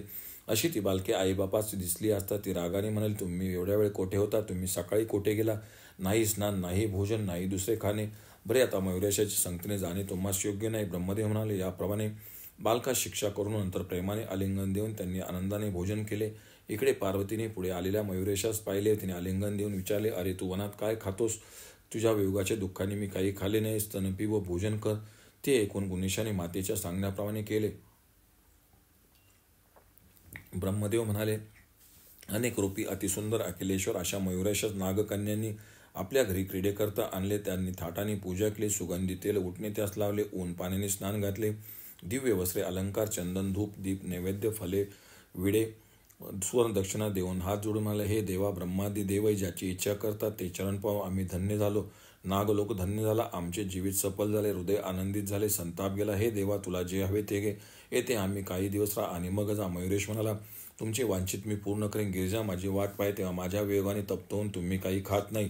तुम्ही कोणाच्या कन्या? त्यांचे दर्शन झाले तर बरे होईल. नागकन्या म्हणाल्या, आम्ही वासुकीच्या कन्या. ब्रह्मादी देव मुनी त्याच्या घरी सदा येतात. त्याच्या विषापासून निघालेल्या ज्वाला त्रिभुवनात जाळू शकते. असे बोलून त्यास पुढे घालून त्या पित्याकडेला तेजस्वी रत्नसिंहासनावर नागांसह तो बसला होता. तो कोटी सूर्याप्रमाणे तेजस्वी व रत्नमालेने शोभत होता. मस्तकावर रत्नांच्या किरणांनी सर्व दिशा प्रकाशित करणाऱ्या त्या बलवान पण गर्विष्ठ वासुकीस देवास पाहिले व उडी मारून फण्यावरील मणी घेतला. त्याच्या मनामुळे पाताळात अंधार कधी पडत नसे. त्याने त्याचे मस्तक हलवले. त्यामुळे 7 पर्वत, 7 सागर, 7 पाताळे व रसातळ थरथरले. मयुरेशाने लिलेने वासुकीस उचलून आपल्या कंठात बांधले. त्यामुळे सर्पभूषण या नावाने तो स्वर्गात प्रसिद्ध झाला. तो प्रभू गर्जना करू लागला. तेव्हा त्रिभुवन शुभ झाले. तेव्हा वासुकीस नेले असे सर्पांनी शेषास कळविले. तो रागावला. त्याने सर्व फणा पसरला. विषाग्नीस निर्माण करून त्रैलोक्यात जाळण्यास तयार झाला. तो म्हणाला, माझा बंधू वासुकीस जिंकण्यास कोण समर्थ आहे? वानवलाप्रमाणे दळणारा तो शेष अवेशाने निघाला. मयुरेशाजवळ जाऊन थांब असे म्हणाला. नागकुले शेषाच्या मागून चालली. सर्पास पाहून देव उभा राहिला. सर्पांशी युद्ध करण्याकरता त्याने शिखंडीच्या मस्तकावर हात ठेवला. नमस्कार करून तो अद्भुत शिखंडी जणू सर्वांस गिळीत असल्यासारखा निघाला. त्याने दोन्ही पंख हलवले. त्या वायूने उत्तम भुजंगास उडवले. कित्येकास खाल्ले. कित्येकांचे चूर्ण केले. काहींना मारले. त्यास पाहून कित्येक मेले. कित्येक भयाने विवल झाले. हा त्याचा पराक्रम पाहून शेषाने श्वास सोडला व त्या श्वासाने तो मयूर मूर्छित होऊन पडला. मयुरेशास जणू जाळीत असल्याप्रमाणे शेष चालला. पण त्रैलोक्यात विषाग्नी लागलाय पाहून गुणेशाने मेघाप्रमाणे गर्जना करून विराट रूप धरून भावाने उडी मारून त्याच्या फणावर चढला. तो टाळ्या वाजून नाचू लागला. पायाने आघाताने त्याचे मर्दन करू लागला. तेव्हा अनंत कोटी ब्रह्मांडाच्या भाराने शेषपीडित झाला. कारण एका ब्रह्मांडास वाहणारा तो सर्प त्याचा भार कसा वाहील? शेवटी खेळणारा बालक जसा दोरी बांधतो तसे त्याने शेषास कमरेस बांधले. तेव्हा ते सर्व भुजंग युद्धाच्या इच्छेने त्याच्या मागे धावले. पण गुणेशाने एका हुंकारानेच त्यांना पाडले. त्याने कित्येक सर्पास मस्तकावर बांधले. कित्येकांची कर्णभूषणे केली. शेष अति थकला. तो गुणेशाची स्तुती करू लागला. ब्रह्मादी देव व मुनी तुझे स्वरूप जाणत नाही. या सर्वांस तूच निर्माण करतोस, रक्षितोस, संहार करतोस. तू अनेक अवतार घेऊन दैत्यांना मदतोस. तू सर्वांचा साक्षी व सर्वांतर्यामी धारण करणारा, सर्वांचे कारण कारणाचे कारण आहेस. अज्ञात व अभिमानाने युद्धाची इच्छा करणाऱ्या आम्हास क्षमा कर. ब्रह्मदेव म्हणाले. शेवटी संपाती जटायू श्वेन यास आणून त्यांच्या स्वाधीन केले व नमस्कार करून शेष मुकाट्याने बसला. तिथे पक्षी प्रणाम करून म्हणाले, हे दीननाथा, तुझ्या कृपे सर्पांच्या बंधनातून सुटलो. हे परमेश्वरा, तुला नमस्कार असो. असे मयुराश बोलून तिघांनी मयूर बंधूस आलिंगन दिले व सद्गतीत वाणीने ते म्हणाले, आमची माता कुशल आहे ना? ती शेम आहे ना? नंतर गणेश शिखंडीवर आरूढ झाला. तिघांसह ते जितेंद्रिय पातालातून भूलोकी आला. अर्ध्या वाटेत मुनिपुत्रास हरण करणाऱ्या भगासुरास त्यांनी पाहिले. सूर्य व चंद्रासारख्या दैदिप्यवान परशुप्रभूने त्यांच्या कंठावर टाकला. यज्ञातील बोकडाप्रमाणे त्यास मारले. परशुमुळे वज्राने पडलेल्या पर्वत शिखरापर्यंत त्याचे मस्तक उंच उडून तेव्हा योगमायेने मोहित झाले. भूमिपुत्र उठले व मयुरेश कोठे आहे असे ओरडू लागले. आसनावर बसले असता, खेळताना, झोपेत, जागेपणे, जेवताना त्याचे ध्यान करणारे ते दैत्याच्या मुखातून गर्भवासातून निघाल्याप्रमाणे बाहेर पडले. गणेशास पाहिले. ते सर्व त्यास पाहून रडू लागले. प्रेमाने आलिंगन देऊन ते म्हणाले, दैत्याच्या पोटात जाऊन मेलेला आम्हा सोडून तू कुठे गेलास? तुझ्या स्मृतीमुळेच आम्ही तिथे जिवंत होतो व पुन्हा बाहेर आलो. मयुरेश म्हणाला, सर्वव्यापी, सर्वगत, सर्ववेत्ता, सर्वेश्वर जो देव त्याने तुम्हास कधीही टाकले नाही, तुम्हाला चिंता करणे योग्य नाही. ब्रह्मदेव म्हणाले, नंतर बालकांनी वेढलेला मयुरेश घरी चालला. कित्येक मुनिपुत्र नाना प्रकारचे शब्द करीत त्याच्या अतिपुढे धावू लागले. कित्येक छत्र, चामरे, दंड धारण करणे त्याच्याबरोबर धावले. धुळीचा लोट पाहून मुनी बाहेर आले. मयुरावर बसलेल्या सभोवती बालक अशा मयुरेश्वरास पाहून ते विस्मित होऊन एकमेकास म्हणाले, मुले तर आमच्या घरात आहेत, ही आमच्याजवळ दुसरी कुठून आली? नंतर ही व सर्व मुले एकत्र जमली तेव्हा ते सर्व पुत्र देवरूपीच दिसू लागले. नंतर विचाराने ते मुनी त्यांच्या परब्रह्मस्वरूप समजू लागले. ते आनंदात मग्न झालेले स्वपरभाव विसरले. काही वेळाने त्यांनी त्या 2 प्रकारच्या मुलांना पाहिलेच नाही. भ्रमिष्ठासारखे झाल्यामुळे ते एकमेकाकडे पाहू लागले. सर्व ईश्वराच्या मायेने मोहित झाले. पुढे त्यांनी आपल्या पुत्रास पाहिले.